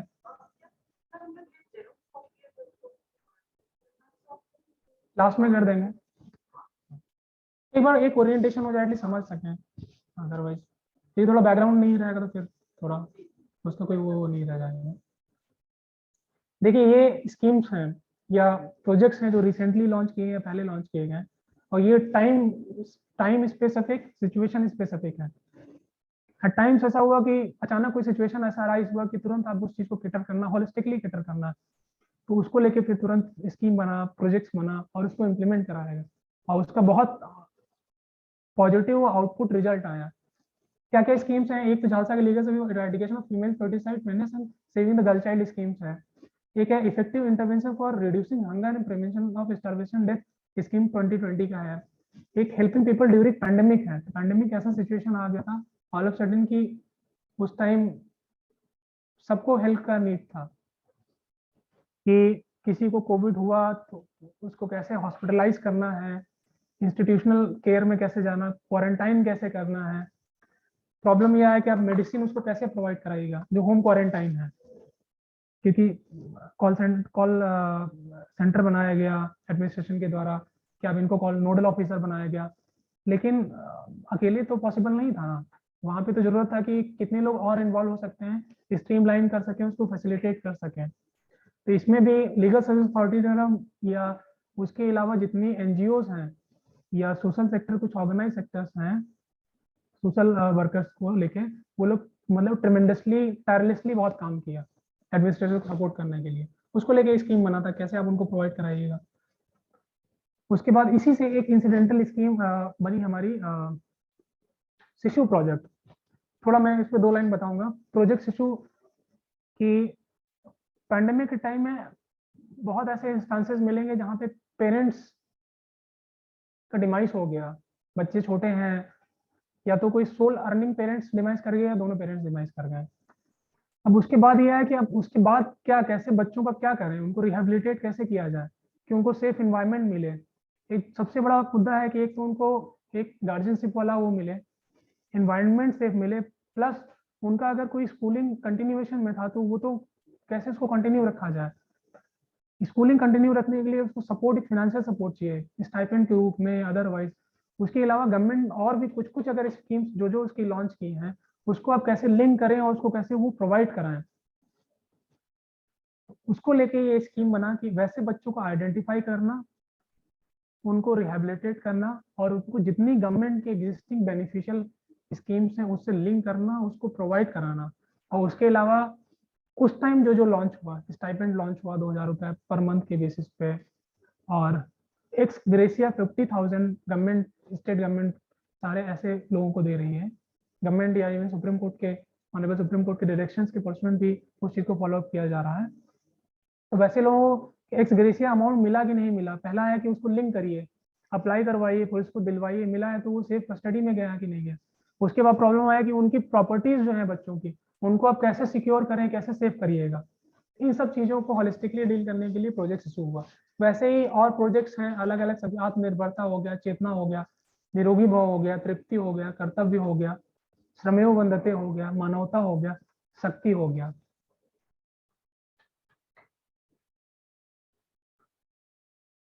इसके बाद थोड़ा एक इस चीज पे आएंगे कि स्टेट लीगल सर्विसेज अथॉरिटीज का फंक्शंस क्या क्या है, वो क्या क्या प्रोवाइड कराता है। एक एक करके थोड़ा आ जाते हैं जल्दी, इसको बहुत टाइम में लेंगे। तो देखिए पहला फॉरमोस्ट इसका जो एक फंक्शन है वो है कि to give effect to the policies and directions of central authority. तो इसके पहले जो स्कीम्स एक बार हम लोग डिस्कस किए हैं, या उसके अलावा और जितनी गाइडलाइंस हैं, एसओपीज हैं, टाइम टू टाइम जो इश्यू होती हैं, उसको कैसे इम्प्लीमेंट आपको करना है, उसको कैसे आपको ओवरव्यू करना है। दूसरा है कि लीगल सर्विसेज नीडी पर्सन्स को प्रोवाइड कराना। लीगल सर्विसेज के बारे में बताएं कि लीगल एड कैसे प्रोवाइड कराएगा।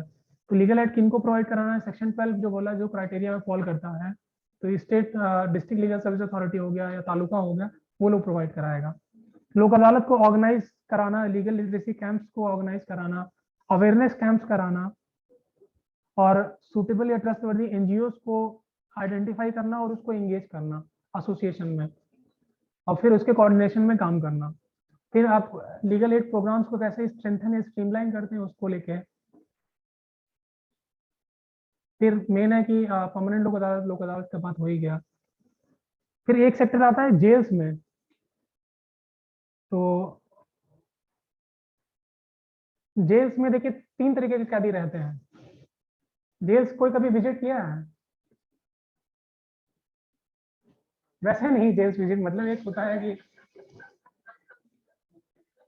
कोई एक्सकर्शन प्रोग्राम हुआ या एक आउटडोर एक्टिविटीज हुई कि कॉलेज की तरफ से या अदरवाइज कोई सोशली एंगेज होके।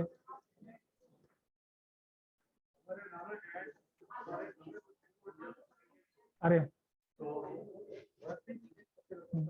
तो आपका भी ज्यादा एक्सकर्शन हुआ है।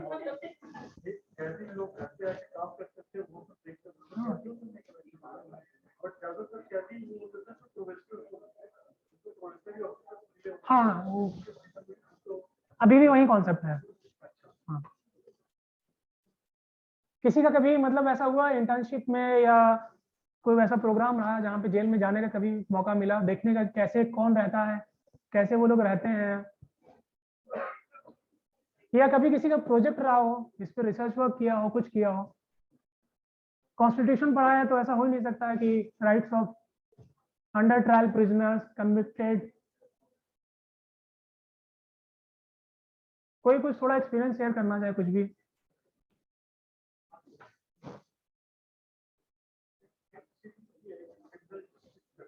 हाँ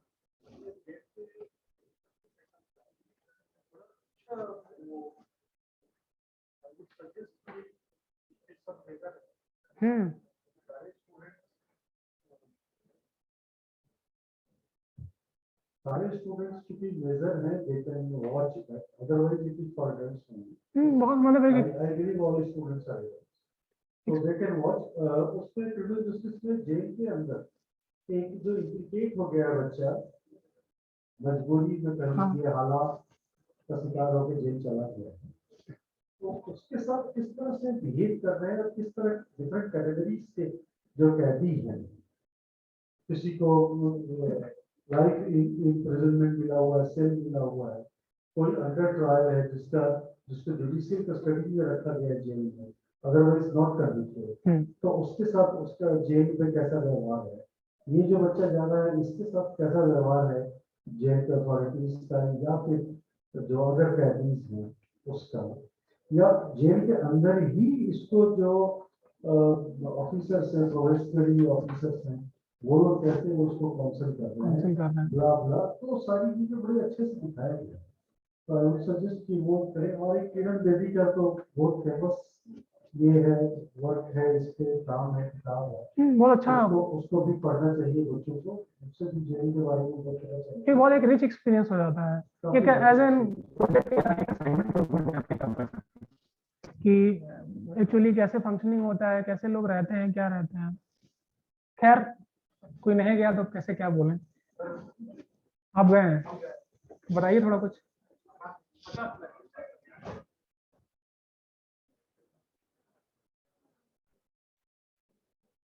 एक बच्चे थोड़ा हंसने लगे ना, उनको लगे कि ऐसे क्रिमिनल बात कर रहे हैं।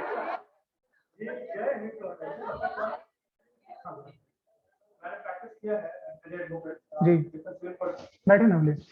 तो क्लाइंट से मिलने के लिए एक दो बार मैं विजिट किया हूँ, उनकी बातों को जाना है। इवन मैंने जो बच्चों के लिए जो जेल है, मैं बोल रहा हूँ बाल सुधार गृह, राइट, वहाँ मैं विजिट किया हूँ। मैंने दोनों जगह देखा है। बाल सुधार गृह का एक्सपीरियंस थोड़ा जगह से करो, क्योंकि यहाँ सारे स्टूडेंट्स हैं। जेल के अंदर मतलब बाल सुधार गृह हम तो जेल नहीं बोल सकते, ऑब्जर्वेशन होम बोलते हैं बिल्कुल उसको। ऑब्जर्वेशन होम ही उसको बोलते हैं। बिल्कुल स्कूल वाला माहौल है। कैंपस का लगे स्कूल होती है, बच्चे सारे रहते हैं, उनको खाना पीना सब कुछ बैठ के आता है। गवर्नमेंट ये इंश्योर करती है कि बच्चा जब वहां से बाहर निकले अपनी सजा पूरी करने के बाद, तो वो इस एबल हो तो लाइफ में कुछ अच्छा करता है। हम लोगों ने देखा है कैसे बहुत सारे बच्चे हैं जो उस जगह से निकल करके जेपीएससी, यूपीएससी, आईएएस, आईपीएस बने। तो lots of things can be happen from there, right. तो वो चीजें हैं, लेकिन उसका नेगेटिव पार्ट देखें तो ये भी कि गवर्नमेंट जो बोलती है और जो प्रैक्टिकल वहाँ होता है, दोनों में फार डिफरेंस है। वहां पे भी वही पुराना गवर्नमेंट स्कूल वाला स्थिति है कि कोई बच्चा है वो ग्रुप लीडर बन जाता है और सबको डांस कराता है। तो दिस थिंग इज हैपनिंग। तो मैंने जो अपने प्रैक्टिस टाइम एक्सपीरियंस किया बहुत है, मतलब सीनियर वाला जेल के लिए जूनियर वाला जेल, वो बहुत हद तक ऐसा ही है। गवर्नमेंट एजेंसी हो करती है कि उनको एक अच्छा खाना मिलेगा, जो मिनिमम रिक्वायरमेंट्स है वो फुलफिल होगा, पर वो भी नहीं हो पाता। जो बच्चे हमें बताते हैं कि सर गवर्नमेंट तो बहुत बोलती है अंडा मिलेगा, चिकन मिलेगा, बट वो चीजें मिलती नहीं है। बट उनका मेन्यू फिक्स रहता है। बिल्कुल मैंने फिक्स रहता है, बट फिर भी जो रिक्वायरमेंट है वो, बट हम लोग जब विजिट करते हैं तो वही मेन्यू मिलता है। सर आप जब जाते हैं तो उन चीजों को फिक्स कर दिया जाता है, बट जब हम जाते हैं तो वो चीजें एक्चुअल में मिलता है। बिल्कुल सरप्राइज इंस्पेक्शन भी हम लोग करते हैं। और इसके अलावा सर हजारीबाग में, मैं हजारीबाग से बिलोंग करता हूँ, तो एक एनजीओ के साथ भी हमारी अच्छी जान पहचान है जो ऑर्फन बच्चों के लिए इंश्योर करते हैं, और वो उन बच्चों के लिए भी वर्कआउट करते हैं जिनको जस्टिस मिल नहीं पाता, जिनकी अदालत एडवोकेटिंग है, सुषमा गुप्ता करके वो चला रही है। मैं डीसी हजारीबाग को अवार्ड भी नहीं है, वो अपने तरह का पूरे भारत में पहला ऐसा होम है जो डायरेक्टली जाकर के बच्चों को अडॉप्ट करता है ऑर्फन होने के। तो उनका नाम भी गया है और इवन दिल्ली बुला करके भी उनको अच्छा खासा सम्मानित किया। बट एक अच्छा इनोवेटिव रहता है ना कि मतलब आप किसी को मोटिवेट कैसे कर सकते हैं, एग्जाम्पल के ही थ्रू कर सकते हैं। बिल्कुल एक एग्जाम्पल सामने आता है तो लोग उसको कॉपी करता है, अडॉप्ट करता है, उसी फॉर्म में करेंगे उससे अच्छा बेहतर कर सकता है। तो वो चीज तो हमेशा शेयर करना चाहिए। तो मेरा थोड़ा मतलब पर्पस ये था पूछने का कि जो जेल होता है उसमें कितने तरीके के कैदी रहते हैं, वो थोड़ा मैं बताना चाह रहा था, क्योंकि बात थोड़ा लीगल एड का हो रहा था। एक तो होगा कि देखिए 3 स्टेज होता है, एक इंक्वायरी स्टेज हो गया, ट्रायल स्टेज हो गया, एक पोस्ट ट्रायल स्टेज होता है। तो जो लोग थोड़ा क्रिमिनल प्रोसीजर कोड पढ़ा होगा उनको थोड़ा आइडिया होगा कि इंक्वायरी स्टेज क्या है, फिर उसके बाद इन्वेस्टिगेशन स्टेज क्या रहता है, फिर ट्रायल स्टेज क्या रहता है। इन्वेस्टिगेशन स्टेज हुआ कि मान लिया कोई केस हुआ और एफआईआर हुआ कोई कॉग्निजेबल ऑफेंस में और नॉन बेलेबल ऑफेंस में, तो पुलिस अरेस्ट करेगी उसको विदिन 24 आवर्स। उसको कॉम्पिटेंट जो जुरिसडिक्शन वाला मजिस्ट्रेट होगा उसके समक्ष प्रस्तुत करेगा। उसके बाद उसको फिर अगर कस्टडी उसको एक्सपैंड करना है तो उसको जुडिशियल कस्टडी में मजिस्ट्रेट लेके फिर उसको स्ट्रेट अवे जेल भेज देगा। तो वैसे कैदी हो गए जो अंडर इन्वेस्टिगेशन कैदी हैं। दूसरा कैटेगरी है कि इन्वेस्टिगेशन हो गया, चार्जशीट सबमिट किया, कॉग्निजेंस लिया, ट्रायल स्टार्ट हो गया। तो कॉग्निजेंस लिया तो कॉग्निजेंस के बाद और चार्ज के पहले का स्टेज इंक्वायरी स्टेज होता है, और चार्ज लेने के जैसे ही होता है उसके बाद फिर ट्रायल स्टेज आ जाता है। तो एक तो हो गया इंक्वायरी इन्वेस्टिगेशन के टाइम का कोई अक्यूज, इंक्वायरी स्टेज का कोई अक्यूज, ट्रायल स्टेज का कोई अक्यूज, और एक होता है कि जिसको ट्रायल के बाद कन्विक्ट कर दिया जाता है और उसके बाद उसको बेल पे ना छोड़ के इम्प्रिजन्ड होता है, वैसे कन्विक्टेड अक्यूज। यही 4 कैटेगरी अक्यूज होता है। तो ये होता है कि चारों को लीगल एड अलग अलग उनका अलग अलग पर्सपेक्टिव के लिए दिया जाता है। इससे पहले क्या रहता था कि जब ट्रायल स्टार्ट होता था उसी टाइम उनको लीगल एड दिया। लीगल एड का मतलब है कि कॉम्पिटेंट लीगल रिप्रेजेंटेटिव उनका केस लड़ने के लिए कोर्ट में उनको दिया जाए, उनकी बात रख सके और उनका केस प्रोफाइल या फाइल उसको बना सके और उसके डॉक्यूमेंट्स वगैरह को कंपाइल करे, कलेक्ट करे, ड्राफ्टिंग करे, सारा कुछ करे। कसाब का एक केस आया, आप लोग जान ही रहे होंगे। तो कसाब के केस में एक आप कभी पढ़िएगा जजमेंट में, तो एक आया कि लीगल एड अक्यूज का जो राइट अक्रू होता है ना, कि an accused have a right to free legal aid, वो किस मोमेंट पे अक्रू करता है। तो जैसे ही उसको अरेस्ट किया जाता है उसी टाइम उसका अक्रू कर जाता है राइट, कि उस टाइम उसको एक लीगल एडवोकेट चाहिए, लीगल काउंसिल चाहिए, जो ग्राउंड्स को देखने के लिए, एग्जामिन करने के लिए कि जो उसको अरेस्ट किया जा रहा है वो प्रॉपर ग्राउंड पे उसको अरेस्ट किया जा रहा है कि नहीं किया। अगर नहीं किया जा रहा तो उसको प्रोटेस्ट करने के लिए कोई एडवोकेट हो। उसी के लेके कॉन्सेप्ट है रिमांड लॉयर्स का। तो सारी जेल्स में हम लोगों का एक लीगल सर्विस अथॉरिटीज का क्लिनिक है। क्लिनिक का वहाँ पे क्या है, पर्पस क्या है क्लिनिक पे? विजिटिंग लॉयर्स रहते हैं। विजिटिंग लॉयर्स के अलावा PLV है, जो पैरा लीगल वॉलेंटियर्स है। तो नॉर्मली पैरा लीगल वॉलेंटियर्स वही लोग रहता है जो वहाँ पे इम्प्रिजन कैदी रहता है, उन्हीं लोगों में से जो अच्छा काम कर रहे हैं उनको पैरा लीगल वॉलेंटियर्स। तो पैनल लॉयर्स जाते हैं वहाँ पे, कोई ना कोई हर टाइम स्टेशन रहता है वहाँ पे, सबका ड्यूटी रहता है रोस्टर वाइज। उन लोगों का काम ये रहता है कि एग्जामिन करना कि ऐसा तो नहीं है कोई कैदी जो अनरिप्रेजेंटेड हो। अनरिप्रेजेंटेड मतलब जिनका कोई एडवोकेट नहीं है। अगर अपनी चॉइस से कोई एडवोकेट नहीं किया है तो वो फिर उसको परसू कराते हैं, उससे आवेदन या तो खुद लेते हैं एप्लीकेशन, या बोलते हैं कि ठीक है ये चीज बोलिए, वो खुद रिड्यूस डाउन करते हैं। उसके बाद उस एप्लीकेशन को लेके आते हैं लीगल सर्विस अथॉरिटीज में। वो स्टेट लीगल सर्विस अथॉरिटी हो सकता है या वो वहाँ पे देते हैं और उसके बाद उनको लीगल एड प्रोवाइड होता है। तो मेन उनका पर्पज यही होता है कि लीगल एड कोई ऐसा कोई कैदी ना रह जाए जो अनरिप्रेजेंटेड हो, या वैसा कैदी जिसको कोई लॉयर मिला है, रिप्रेजेंटेशन हो रहा है, बट प्रॉपरली उसका केस को कोई परसू नहीं कर रहा है। तो वैसी सिचुएशंस में भी वो अपना एप्लीकेशन दे सकता है कि हमको एक कोई दूसरा कॉम्पिटेंट लॉयर उसकी चॉइस का या कोई और जो उस टाइम एग्जिस्टिंग में सबसे अच्छा है वो उसको दिया जाए। मेन फंक्शन वही है कि कोई भी कैदी अनरिप्रेजेंटेड ना हो। कन्विक्टेड कोई कैदी है तो उसको अपील में जाना है, रिवीजन फाइल करना है, रिमिशंस के लिए जाना है, पार्डन, आप लोग अगर कॉन्सेप्ट पढ़े हो, रिमिशन, रिमिट करना, पार्डन, कम्यूटेशन जो है उसमें से रिमिशंस के लिए रहता है। रिमिशंस कौन करता है? गवर्नमेंट करती है, स्टेट एडवाइजरी बोर्ड है उसका, टाइम टू टाइम करता है। तो उसको परसू करना कि हमारा हम इतना टाइम तक सजा मतलब वो हो गया, मेरा पीरियड अंडरगॉन हो गया है, उस टाइम का मेरा कंडक्ट बहुत अच्छा रहा है, हैबिचुअल ऑफेंडर नहीं है, इसलिए मेरे मतलब मैटर को कंसीडर करने के लिए आप उसको एडवाइजरी बोर्ड में भेज दीजिए, कुछ कर दीजिए। ऐसे ऐसे काम है जो लीगल एडवाइजर या एडवोकेट्स के द्वारा किया जाता है, जिसके लिए लीगल एड क्लिनिक्स हमारा जेल्स में भी है, सारे जेल्स में है।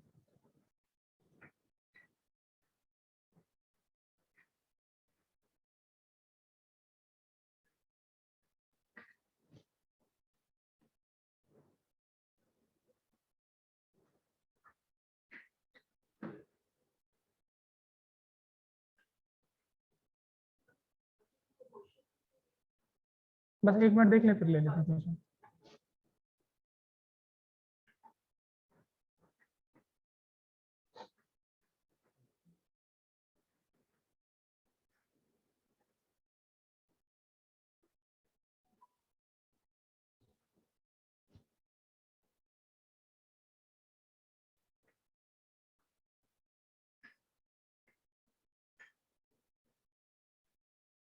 एक बार किसी का क्वेश्चन अगर कुछ वैसा है तो, या अपना कोई व्यू शेयर करना चाह रहा है, कुछ एक्सपीरियंस, कुछ भी किसी भी फॉर्म में।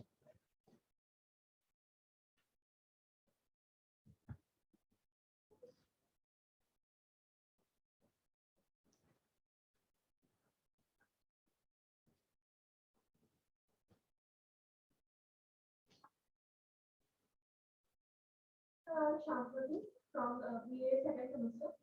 So my question is कि यहाँ sexual exploitation की बात थी, तो हम लोग डेली रेप का केसेस भी सुनते हैं, उससे भी ध्यान जाता है women empowerment, then education। लेकिन एक फील्ड ऐसा है जहाँ बहुत कम अटेंशन देखा है मैंने, वो है प्रोस्टिट्यूशन। और प्रोस्टिट्यूशन अभी लगता है कि है लेकिन बट हर जगह है। और मेरा ये है कि मैंने विजिट किया है, तो विजिट एज अ गर्ल मेरे को परमिशन नहीं मिला था मेरे पेरेंट्स की साइड से, बट हमारा जो ग्रुप था इस बात को लेकर बहुत कंसर्न था। तो when I was in my school time पगोदर गए, तो उस साइड में हमने विजिट किया। तो क्वेश्चन ये है कि प्रोस्टिट्यूशन सोशल मॉडल्स के अकॉर्डिंग नहीं है, बट ये चीज हम लोग हर किसी पे इम्प्लीमेंट भी नहीं कर सकते। बट सर कंसेंट, जहाँ कंसेंट है ओके, बट सर मैक्सिमम जो 90% केसेस में वो कंसेंट नहीं है। जब तस्करी हो रही है जो पब्लिक सिस्टम है पुलिस सबको पता लगेगा, बट उसके लिए क्या एक्शन किए गए? क्योंकि अभी मैंने बहुत इस चीज में रिसर्च किया, बट मुझे कहीं नहीं दिखा कोई एक्शन लिए गए हैं या कोई एनजीओ है जो इस फील्ड में एंटर करके इसको सॉल्व करने की कोशिश करता है। ठीक, बहुत अच्छा क्वेश्चन है।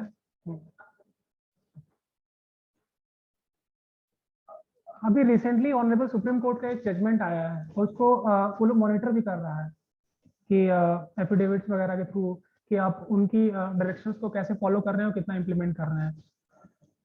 कोविड टाइम में ये है कि बहुत लोग अनएम्प्लॉयड हुआ। बैठ जाइए ना प्लीज। एम्प्लॉयड हुआ तो एक ये भी सेगमेंट था सेक्स वर्कर्स का, जो प्रोस्टिट्यूशन का वर्कर, एक कहीं ना कहीं कम्युनिटी या ग्रुप है ना, तो ये इन लोगों का भी ये हुआ कि उस टाइम तो कुछ भी नहीं था, ये लोग तो एकदम मतलब रोड पे आ गए कि इनके पास अर्निंग का कोई सोर्सेज नहीं है।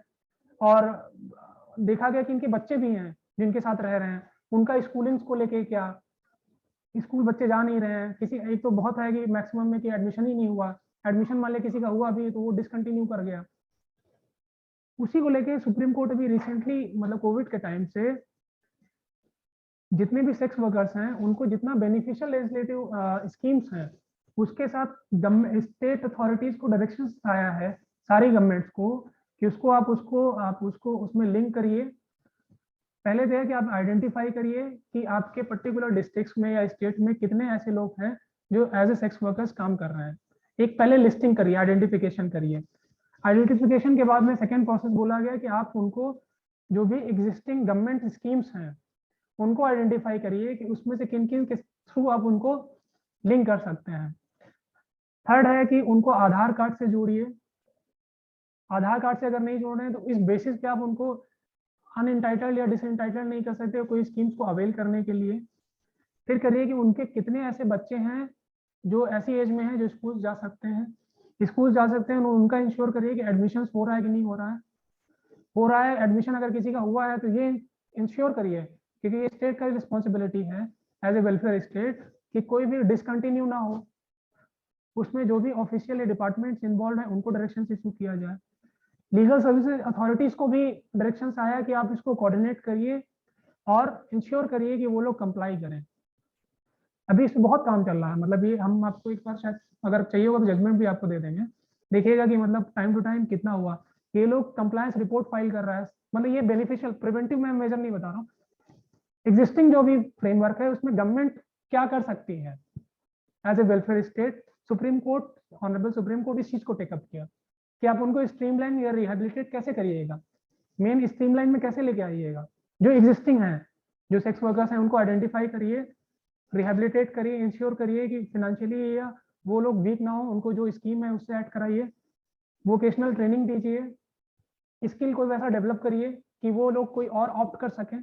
मेन है कि आप कोई एक पर्टिकुलर स्ट्रीम में इन्वॉल्व है उसको छोड़ के आप जाइएगा तो फिर क्या करिएगा, आपको अपॉर्चुनिटी तुरंत आपको कोई ना कोई तुरंत चाहिए होगा ना, आप कहाँ उसको करिएगा। तो स्किल डेवलप करिए, वोकेशनल ट्रेनिंग कराइए, ट्रेनिंग कराने के बाद कोशिश करिए कि आप उसको इंगेज कराइए। ऐसा ना कि कोई ट्रेंड वो हो गया और उसके बाद कोई सेक्टर में आप उनको अपॉर्चुनिटी नहीं दे रहे हैं तो उसका क्या फर्क पड़ेगा।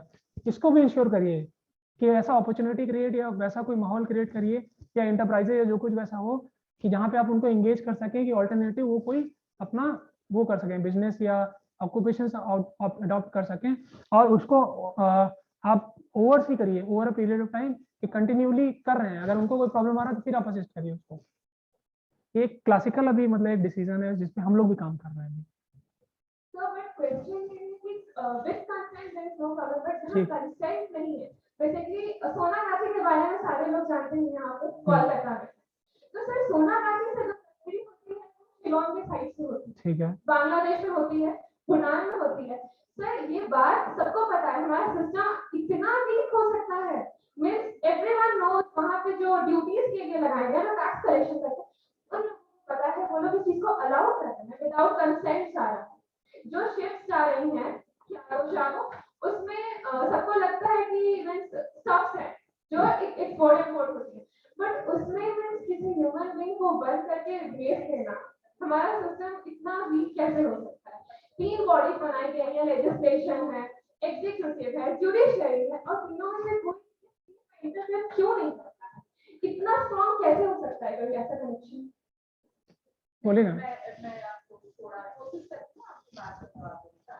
सर ने बहुत डिटेल में बताया और उन्होंने ये भी बताया था कि नालसा के अंदर ट्रैफिक सर्वाइवर अगर कोई प्रोसिक्यूशन में भी जाता है फोर्सफुली तब उसको ट्रैफिक सर्वाइवर माना जाता है। ठीक है, माइग्रेंट वर्कर है, अगर उनके साथ कोई वायलेंस होता है तो ट्रैफिक सर्वाइवर होंगे। तो अगर प्रोसिक्यूशन में ट्रैफिक सर्वाइवर है तो उनके रिहैबिलिटेशन, सर ने एक बात बताया था कि प्रिवेंशन, प्रोटेक्शन और रिहैबिलिटेशन का पूरा प्रोसेस है जिसमें कि नालसा काम कर रहा है। और एक बहुत बड़ी बात जो है, आप सोनागाछी के बारे में बात करी, और पूरे भारत में कई ऐसी जगह है जहाँ की रेड लाइट एरिया के नाम से आइडेंटिफाई है एरिया। झारखंड की बात करें तो झारखंड में अब तक रेड लाइट एरिया आइडेंटिफाई नहीं है ना। जानते सब है कि अपर बाजार में क्या होता है, लेकिन उसको रेड लाइट के नाम से कोई जानता बोल नहीं सकता है। तो अब क्या है कि उसको एज ए ह्यूमन नहीं काउंट करते थे क्योंकि उनका आधार कार्ड नहीं है, उनके पास कोई आइडेंटिटी प्रूफ नहीं है, तो आप उसको किसी भी सिस्टम के साथ लिंक नहीं कर सकते। बट अभी जो सर ने बताया कि अब उनके आधार कार्ड बन रहे हैं चाहे वो जिस आइडेंटिटी के साथ है। ठीक है, अब क्योंकि आपको वहां पे क्या काम करते हैं शायद देखना पड़ेगा, तो आपको आप एज ए सेक्स वर्कर भी वो खुद को रजिस्टर कर सकते हैं और अपने आप के लिए जिसको बोलते हैं राशन कार्ड वगैरह ले सकते हैं। तो ये रिहैबिलिटेशन का प्रोसेस है। और अगर आपको कहीं भी पता चलता है कि कोई किसी को फोर्सफुली इस ट्रेंड में डाला गया है, तो हर जिले में, झारखंड में एटलीस्ट, पूरे भारत में भी एंटी ट्रैफिकिंग थाना बनाया गया है, एंटी ह्यूमन ट्रैफिकिंग यूनिट कहा जाता है, AHTU। आप उसकी मदद से और उनको हेल्प कर सकते हैं अपने लिए केस फाइल करने।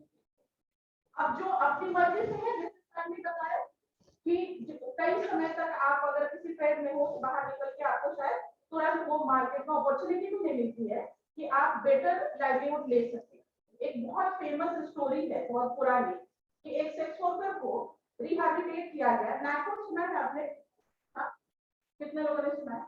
किसी ने सुना? मतलब आप लोग इतने शांति में बैठे हो, लग रहा है आप लोग बताने, आप लोग बताइए, हम तो भैया सुन रहे हैं, ऐसे थोड़ी नहीं चलता है। हाँ, तो नाको है, जरूर आप लोग अब गूगल करिएगा और ढूंढिएगा, है ना, मैं नहीं बताने वाली आपको। नाको जो है वो HIV एड्स पेशेंट के साथ काम करती है वर्ल्ड वाइड, है ना। तो ये जो है एक प्रोस्टिट्यूशन की सर्वाइवर को एक गाय देती है कि उसका रिहैबिलिटेशन होगा, और उसकी बड़ी अच्छी स्टोरी है। और जब वो महिला कहती है कुछ साल के बाद लोग उसका फॉलो अप करने जाते हैं कि दीदी आपको गाय दिया गया था ताकि आप अपनी लाइवलीहुड बेहतर कर सकें। ठीक है, तो महिला बताती है कि हाँ सर, पहले तो सिर्फ मुझे अपना पेट पालना था, अब मुझे गाय का भी पेट पालना है, तो मुझे दोनों के लिए सेक्स वर्क करना पड़ता है। तो जो हम बाहर की दुनिया में सोचते हैं ना कि एक सेक्स वर्कर के लिए या प्रोस्टिट्यूट के लिए, आपने कहा सेक्स वर्क आगे इसलिए कहता है क्योंकि काम करना हमारा अधिकार है और बॉडी मेरी है, तो मेरा अधिकार है कि मैं अपने बॉडी का कैसे उपयोग करती हूँ। नैतिकता मुझे नहीं पता, ठीक है ना, नैतिकता मॉरलिटी में जाएंगे तो बहुत सी चीजों में हम सब लोग फंस जाएंगे। ठीक है, तो उस राइट के आधार पे, क्योंकि आप लॉ के स्टूडेंट हैं, तो उस राइट के आधार पे अगर वो महिला सेक्स वर्क में है, उसके बाद भी उसको जो अधिकार मिलने चाहिए, उसकी बात सर कह रहे हैं कि नालसा और भारत की सरकार जो है अलग अलग स्कीम्स के साथ उसको जोड़ने की कोशिश कर रहे हैं। क्योंकि आप जानते हैं बिना आधार कार्ड, बिना ID प्रूफ के आपके लिए कोई मतलब नहीं है। तो एक शुरुआत वो है और अलग अलग जगहों पर डेफिनेटली अगले 3 दिनों में, अगले और 2 दिनों में हम बहुत डिटेल में इन मुद्दों पर चर्चा करेंगे। Thank you. आपने मतलब सेक्स वर्क के बारे में बात करनी शुरू की तो मुझे लगा था कि बहुत शांति, हम लोग सब अच्छी अच्छी चीजें देखते हैं, कुछ खराब चीजें देखते हैं। ठीक है, आई थिंक यहाँ सही है, या फिर कोई और सवाल हो तो हम लोग बात कर सकते हैं। बट इस पे बहुत वर्क अभी हो रहा है। आप एक बार, क्योंकि अगर आपका थोड़ा असाइनमेंट रहा है, पहले एक एक्सपीरियंस रहा है, तो मैं बताऊंगा वो जजमेंट का, एक बार आप जरूर एक्सेस करिएगा, उससे आपको पता लगेगा कि अभी बेनिफिशियल लेजिस्लेशन को लेकर कैसे इन लोगों को जोड़ा जा रहा है। और गवर्नमेंट या सुप्रीम कोर्ट, ऑनरेबल कोर्ट के मतलब इंस्ट्रक्शंस पे, डायरेक्शंस पे कैसे कैसे काम हो रहा है और स्टेट गवर्नमेंट उस पर क्या क्या कर रही है।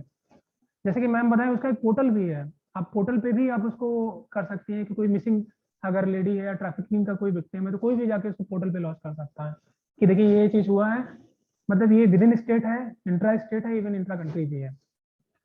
काम बहुत हो रहा है, लेकिन वही है कि आप थोड़ा उस पर आपको देखना पड़ेगा। किसी और का भी अगर कुछ ऐसा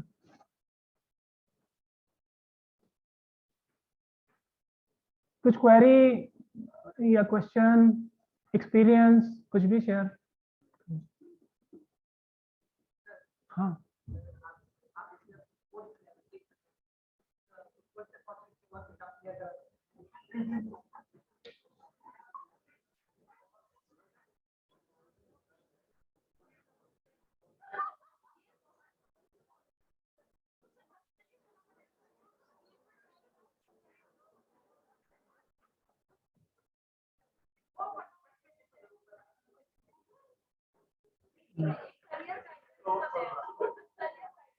अभी कौन सा सेमेस्टर है आपका? फर्स्ट ईयर सेकंड सेमेस्टर, अभी तो 4 साल और है ना। तो जब मतलब क्या लॉ के बाद क्या करना चाह रहे हैं? एलएलबी कंप्लीट हो जाएगा उसके बाद क्या करिएगा?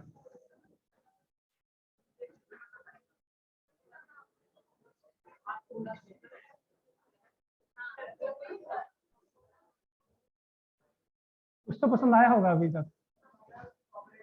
कॉर्पोरेट कि देखिए बहुत एवेन्यूज हैं। एवेन्यूज में क्या है कि आप सर्विस सेक्टर में जाना चाहेंगे तो सिविल सर्विसेज हो गया, स्टेट सर्विसेज हो गया, जुडिशियल सर्विसेज हो गया। जुडिशियल सर्विसेज अगर आप जज बनना चाह रहे हैं, उसके अलावा आप प्रैक्टिस में जाना चाह रहे हैं तो लिटिगेशन में जा सकते हैं, लॉयर्स बन सकते हैं, लॉयर्स डायरेक्टली प्रैक्टिस कर सकते हैं, लॉ फर्म्स में ज्वाइन कर सकते हैं।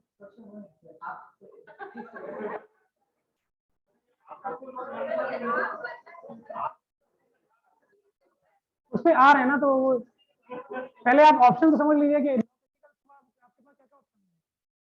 आप हाँ PSUs हैं, कंपनीज हैं, एनजीओज हैं, लॉ फर्म्स हैं। तो डिपेंडिंग आपका नेचर, मतलब कहाँ पे आप इंक्लाइन है। बहुत लोग रिसर्च वर्क ज्वाइन करना है, एकेडमिक्स जाता है, यहाँ से लॉ किया, फिर पोस्ट ग्रेड करता है, डॉक्टरेट करता है, पोस्ट डॉक के लिए बाहर से जाता है। डिपेंडिंग क्या करना चाह रहे हैं। मेरा जैसा बनना चाह रहे हैं तो जुडिशियल सर्विसेज होता है, जुडिशियल सर्विसेज स्टेट कराती है। कि झारखंड में है तो Jharkhand state judicial services exam कराती है, और उसके लिए फिर मिनिमम एलिजिबिलिटी है कि लॉ ग्रेजुएट होना चाहिए, और टाइम टू टाइम एग्जाम कराता है। उसके बाद सिलेक्शन अगर हो जाता है तो आप जज बन जाते हैं। तो जज बनने के बाद फिर आपको स्पेशल पोस्ट रहता है, तो वहाँ पे तो फिर आप या तो कोर्ट में असाइन, आप एज ए जज काम कर रहे हैं, या कुछ कुछ स्पेशल पोस्ट है तो वहाँ पे आप ऑन डेपुटेशन आप चले जाते हैं।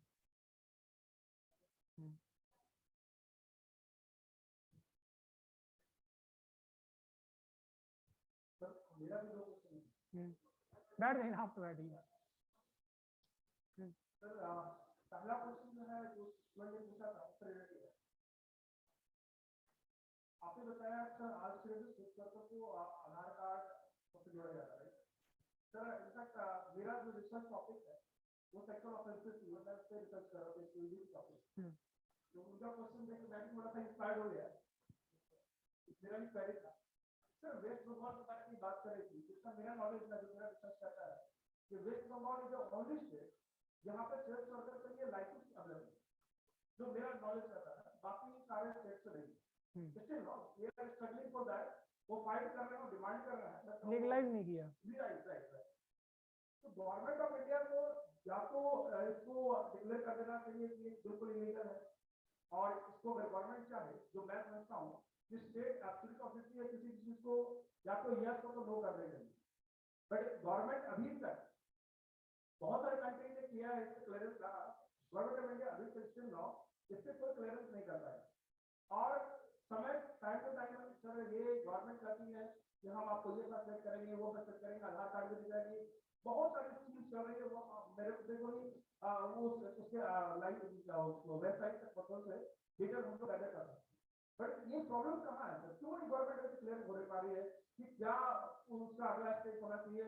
क्योंकि मेरा मानना है अगर किसी चीज को लीगलाइज कर देंगे, मेरा अपना रिसर्च करता है कि किसी लीगलाइज कर देंगे तो कोई भी ट्रेड ऑपरेटली वर्कआउट कर पाएगा और जिसका एक्सप्लॉयटेशन हो रहा है, क्योंकि रिसर्च मानता है इंडिया में मेनली एक्सप्लॉयटेशन नहीं है। आप किसी को ब्लैकमेल करते हैं और ब्लैकमेल करके उसका मिसयूज कर लेते हैं, राइट। तो अगर किसी चीज को हम हर्जेट कर देंगे, लीगलाइज कर देंगे, तो ये एक्सप्लॉयटेशन वाला बात खत्म हो जाएगा और जेन्युइनली जो है वो उसके अगेंस्ट अगर फाइट करना चाहता है तो हम लोग जा पाएंगे। दूसरी बात ये है कि सोशल स्टिग्मा भी है, तो सोशल स्टिग्मा होने की वजह से भी बहुत सारी चीजें हैं जो सामने आ नहीं पाती, और इसका भी मुझे ये जरूर बताया, बिल्कुल से बताया कि we have three power SD, और इन तीनों पावर होने के बावजूद भी जो हमारा एग्जीक्यूटिव है इसको कंट्रोल नहीं कर पाता किसी भी वजह से। मैम ने एग्जांपल दिया अपर बाजार के बारे में भी, तो अपर बाजार को हमारे झारखंड की कैपिटल राजधानी रांची में ही करता है, और जब मैम इतना ओपनली इस बात को कॉर्डर की हाउ इट इज पॉसिबल कि यहाँ का एग्जीक्यूटिव को पता नहीं है, right, but still not government इसको इंश्योर नहीं कर पा रही। तो मेरा मानना ये है कि गवर्नमेंट को अपना क्लियरेंस देना चाहिए, या तो यस या तो नो। बट ये तो मेनली पॉलिसी मैटर हो जाता है। बिल्कुल डेफिनेटली मैं भी इसी पे बात कर रहा हूँ। अच्छा, पॉलिसी मैटर में क्या रहता है कि बहुत फैक्टर्स होते हैं जिसको स्टेट या government time to time consider करता है, देख रहा है, तो ये तो कम्प्लीटली देखिए पॉलिसी मैटर है। दूसरा चीज आता है कि आप उसके अलावा चलिए आप लीगलाइज कर किसी चीज को कर देते हैं, गवर्नमेंट जैसे कि अभी ऑनरेबल कोर्ट क्या कर रही है कि मतलब इस पार्ट पे वो लोग का कोई डिस्कशन नहीं हो रहा है। मेन है कि मान लिया अगर कोई विक्टिम ऐसा है, ठीक है ना, तो विक्टिम अगर वो कोई प्रोस्टिट्यूशन का विक्टिम है वैसा कुछ है, तो आप एटलीस्ट उनको कम से कम उतना अपॉर्चुनिटी दे दीजिए कि वो लोग रिहेबिलिटेट हो सके, दूसरा कोई वोकेशन ऑप्ट कर सके। मेन अभी जो फोकस उसको लेके है उस चीज को लेके है। सेकंड क्वेश्चन सर मेरा ये था कि क्योंकि हम लोग यहाँ से हैं, हम लोग झालसा से कैसे जुड़ सकते हैं सर, और हमारे बच्चे उसका मैक्सिमम एडवांटेज ले पाए, क्योंकि आप सर वहाँ बिल्कुल बच्चे आप अगर इंटरेस्टेड है तो क्यों नहीं, हम लोग मोस्ट वेलकम है, आप लोग आए हैं। हाँ बिल्कुल बिल्कुल, किसी और का कुछ है तो फिर नहीं तो रैप अप करें इसको।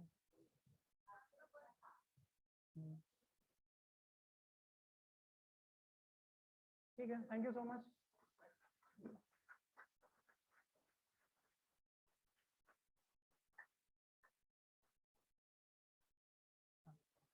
इसको कर दीजिएगा, ये शेयर करना हो तो कर सकते, ठीक है ना।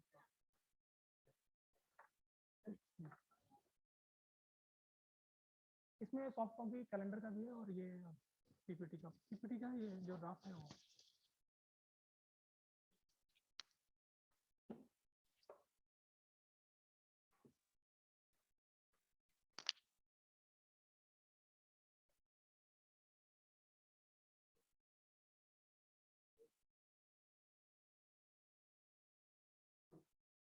Thank you so much, sir, for your valuable insights. It's an honor to have you here, and thank you so much for sparing your valuable time to join us here. A ray of light is a ray of hope. A single spark of light is enough to expel the darkness. I request our Honorable Chief Guest, Mr. Manish Kumar Mishra, sir, Honorable respected Director, sir, respected Assistant Director, ma'am, to kindle the lamp.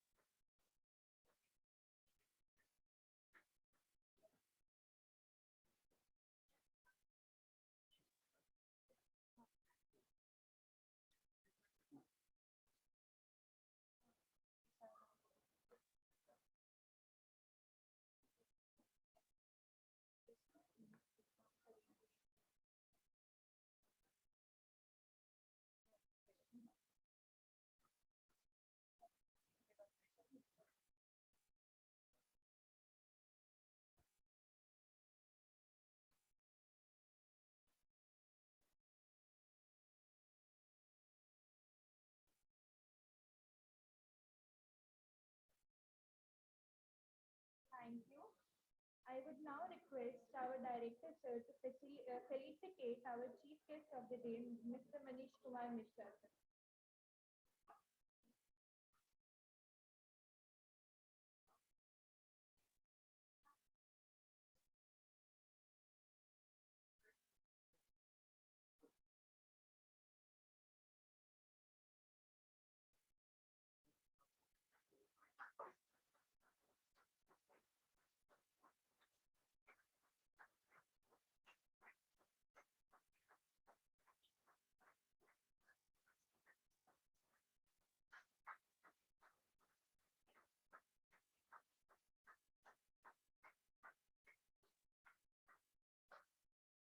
Thank you.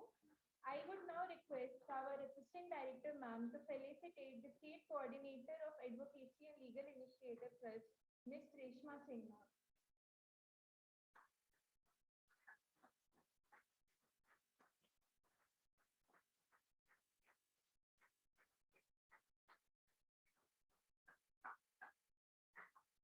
I would now request our Head of the Department, Mr. Mrityunjay Mayan, sir, to felicitate Advocate Babli Singh.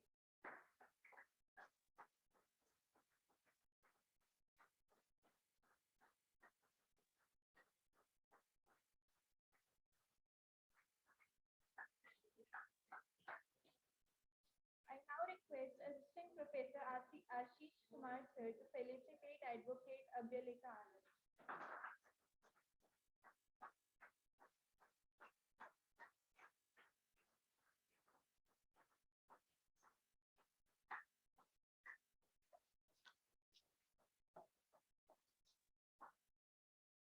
Thank you, sir. I would now like to invite respected Director, sir, Dr. Ajit Kumar Pandey, sir, to share his words of wisdom.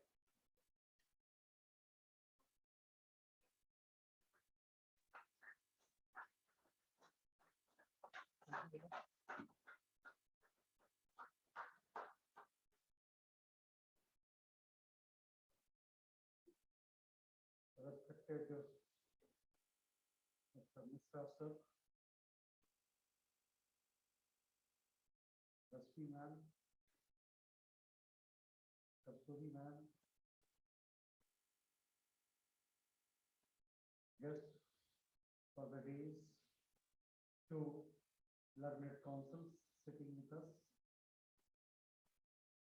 members of teaching fraternity, and budding law scholars.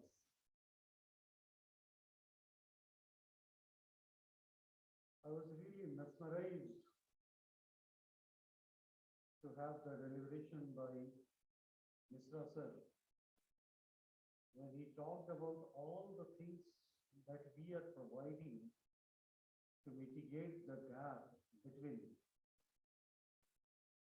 the justice guaranteed to the marginal section of the society and their capability to get the justice. When we talk about the marginal man or the marginalized group of the society, many a times,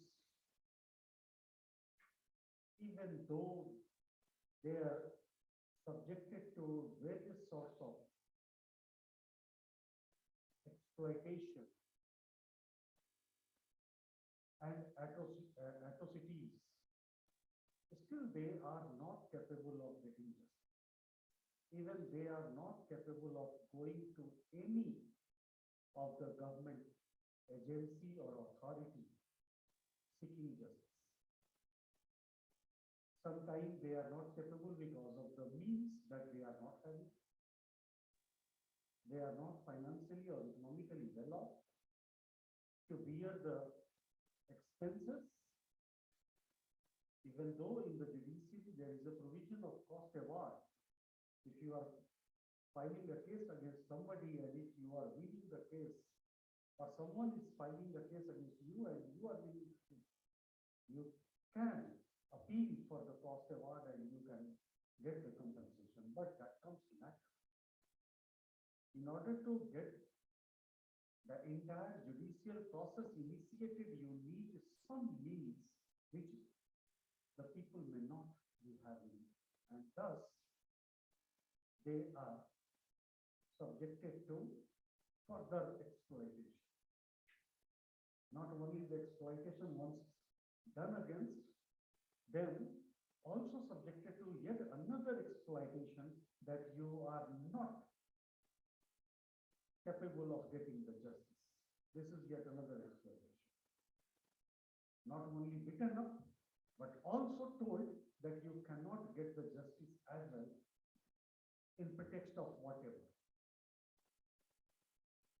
I remember a movie, since young chaps, they are so much fascinated by the movies. I remember a movie, Bhim or Bhim's Army, Bhim Army, where the marginalized people of the society that was taken to the justice or was granted justice by one of the young and dynamic advocate.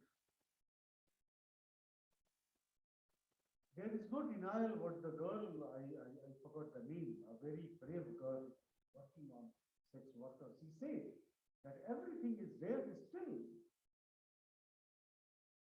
the justice is not granted. Everything is known to everyone, still everyone is behaving like they are not aware of the fact what is happening. Maybe because of stigma, maybe because of the corruption, because of the ignorance of the people or ignorance of the authority. The sex workers, they are not getting what they should be, especially when we are talking about the trafficking survivor. Those who are forced to be into this particular field. It is really shameful to even hear, but to talk about the one who is into it. It is really shameful. And I feel like, getting electrified when we come across such type of thing, that how much misery is with a lady who is selling body for the sake of filling their stomach. This is something which is a blot on the society. That should not happen. At least everyone should be capable of getting to a square meal. Still they are not. And if this is happening, each and every man, I will not blame only the authority, each and every man in the society is to be blamed. We know a term, a word called collective responsibility. It is our collective responsibility to see that somebody is not getting forced, whether willingly or non-willingly, is not getting into such type of occupancy, but still it is happening. And it is not happening only in India. I was in UK and USA, and I have seen the same thing happening everywhere in the name of different sort of, whether you say it is a massage parlor, you say it is a spa, you say it is a discotheque, it is a bar or whatever. But it is there in different forms everywhere.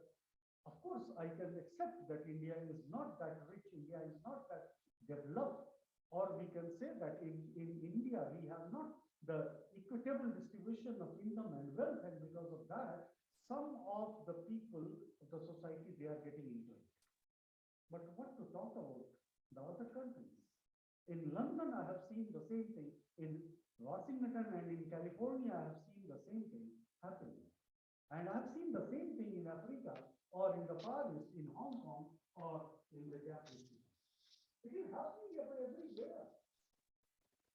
That is, the collective responsibilities are not borne by the people who should take such steps. It is otherwise really sinful to even know about this is happening. in any part of the world.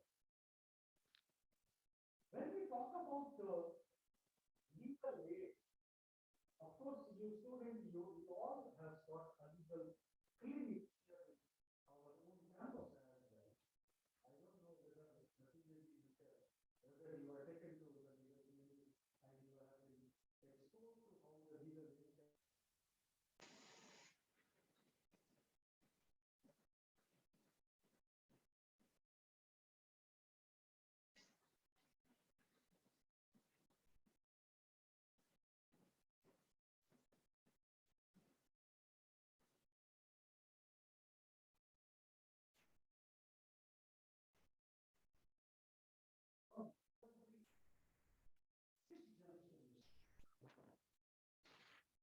You talk about fundamental rights, those are rights. So that you talk about the fundamental right that you have the right to get justice and then when it is required. Certainly, you as a law scholar must understand the sensitivity associated with the justice being granted. And for that matter, you must understand that who should be taking care of. If you talk about Indian Constitution, if you talk about the amendments that we have brought, even after acceptance of Indian Constitution in 1950, we have series of amendments and we keep on amending because we are not that rigid and we keep on looking into. Mr. Sir was talking about NALSA and he was talking about the series of amendments.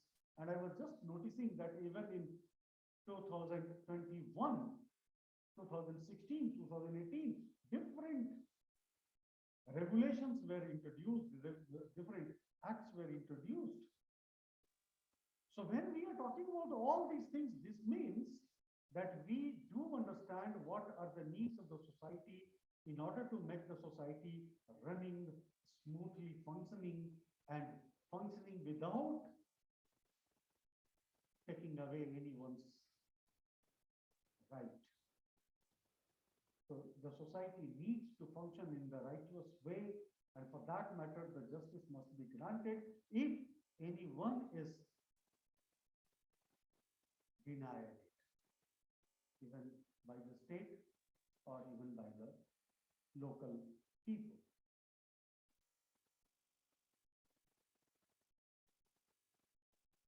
एक line है तुलसीदास ने लिखा है कि समर्थ को नहीं दोष गोसाई.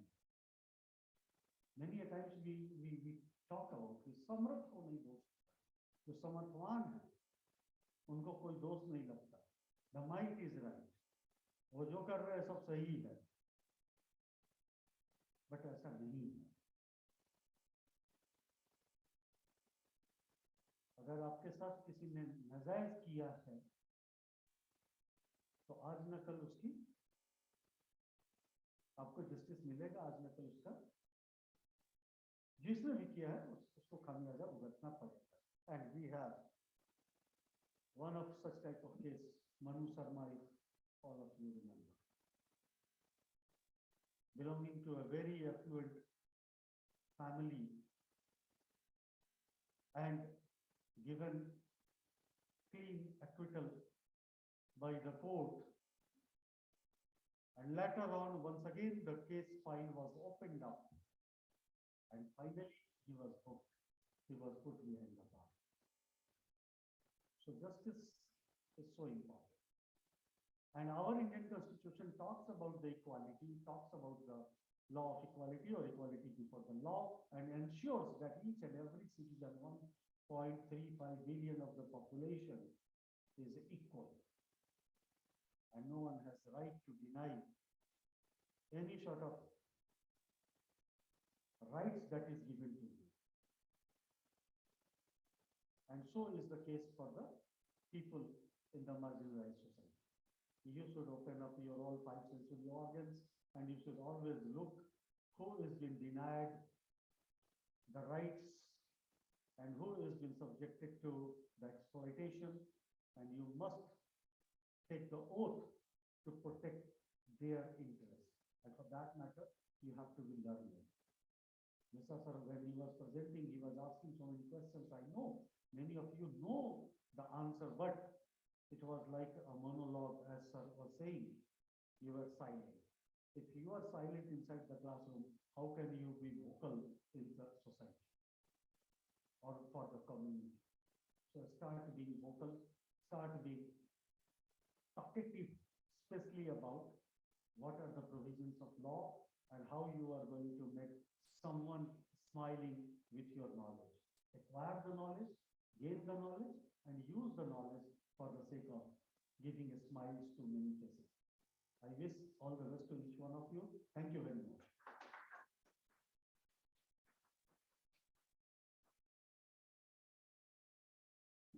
Thank you, sir, for sharing your golden words.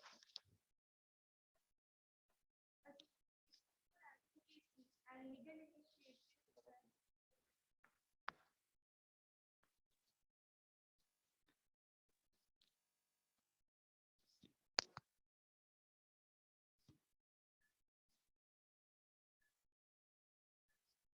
Association for Advocacy and Legal Initiative Trust is a women led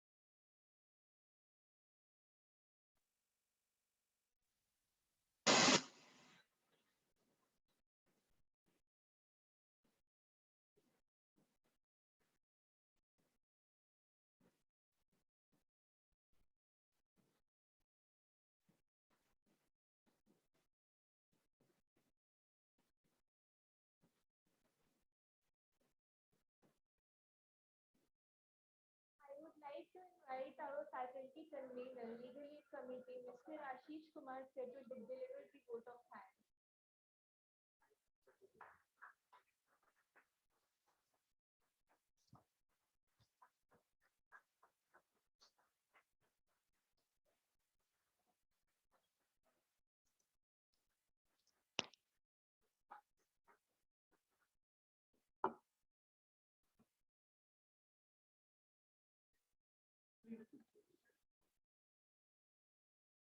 Warm greetings from my team to the August gathering on first day of the youth workshop on gender justice and equality. I, Mr. Ashish Kumar, Assistant Professor of Law and convener for this event, extend my heartiest gratitude to all esteemed panelists and members on and off the dais, participants for the event across the country, and my dearest students. On behalf of entire Amethi Law School at Amethi University, Jharkhand, I hereby express my sincere thanks to Honorable Sri Manish Kumar Misra Sir, Under Secretary Jhalsa, who despite his hectic schedule, took time and graced the event as a chief guest and an eminent speaker for the day. Sir, your words of wisdom, a vast experience, your immaculate knowledge on the subject, and spirit have not only enlightened us but has also motivated our students and faculty alike to stand and deliver. Sir, it is a privilege and honor for us to have your gracious presence for this event. The keynote speaker for the today, Ma'am Reshma Singh. I think after that she will deliver his statement. Who is the state coordinator for Association for Advocacy and Legal Initiative in short ALI, and other present members of Association for Advocacy and Legal Initiative ALI, namely Advocate Bubbly Singh ma'am and America ma'am, have been generous and appreciable since the idea of the event have caught into our mind at Amethi here. Ma'am, continuously your communication is happening with me, and finally this event is going to be organized today. Without their academic guidance, support, motivation, and insight of the event would not have been possible. Sir and ma'am, we are deeply indebted to you for your engagement with this workshop, which will be serve as a saint to the nurture and train the young and fresh minds of law students, not only at our institute, but across the country. Ma'am, it has been an honor to be associated with you with respect to activities for a law school. To stimulate is to sweat, and when the stimulation bears fruit, it is the hard work of wise volunteers like you, ma'am, who are remembered through time, not in our mind, but in the work and learn of students all around. Thank you, ma'am, for steering us through this event eyes on the subject. Without the support of our Honorable Vice Chancellor, sir, Dr. Raman Kumar Jha, sir, our Director, sir, Dr. Ajit Kumar Pandey, sir, and Registrar, Mr. Prabhakar Tripathi, sir, this event would have been a mere idea. Like always, our superior authorities have always motivated us to deliver the best answer. I assure you that this event is the result of our craving for the quest of knowledge. Our words fall short to convey gratitude to our Assistant Director for Management and Law, Dr. Kasturi Shah ma'am, who has been a troubleshooter, humble, senior colleague, and the best support possible for all academic activities at our law school, ma'am. We owe and attribute our work to your never fading guidance. I thank all esteemed program leaders, faculty members of our department, and the organizing team for their unprecedented support and hard work to make this event as a success. We express our gratefulness to the media team from Amethi School of Communication, IT team at Noida, HO, and Ranchi for releasing to live on YouTube with Zoom platform, and without whose support, this event could not have been reached thousands across the country. I also thank the digital team at Amethi for promoting this event at all levels of platform in electronic, print, and social media. Last but not the least, I would like to appreciate and thank the biggest contributor for organizing this event, our program leader, Mr. Virsunia Man, sir, for providing regular cooperation for this event, and volunteers of Legal Ad Committee who have worked day and night to make this event success. I are very happy learning to all the participants of Amethi Law School and outside for today and tomorrow. And on the note, I seek permission from the Land House to allow me to proceed with the closing for today's session. But before this closing, I want to say that after this session, man is going to deliver his words, I think, right? Then thank you, have a nice day.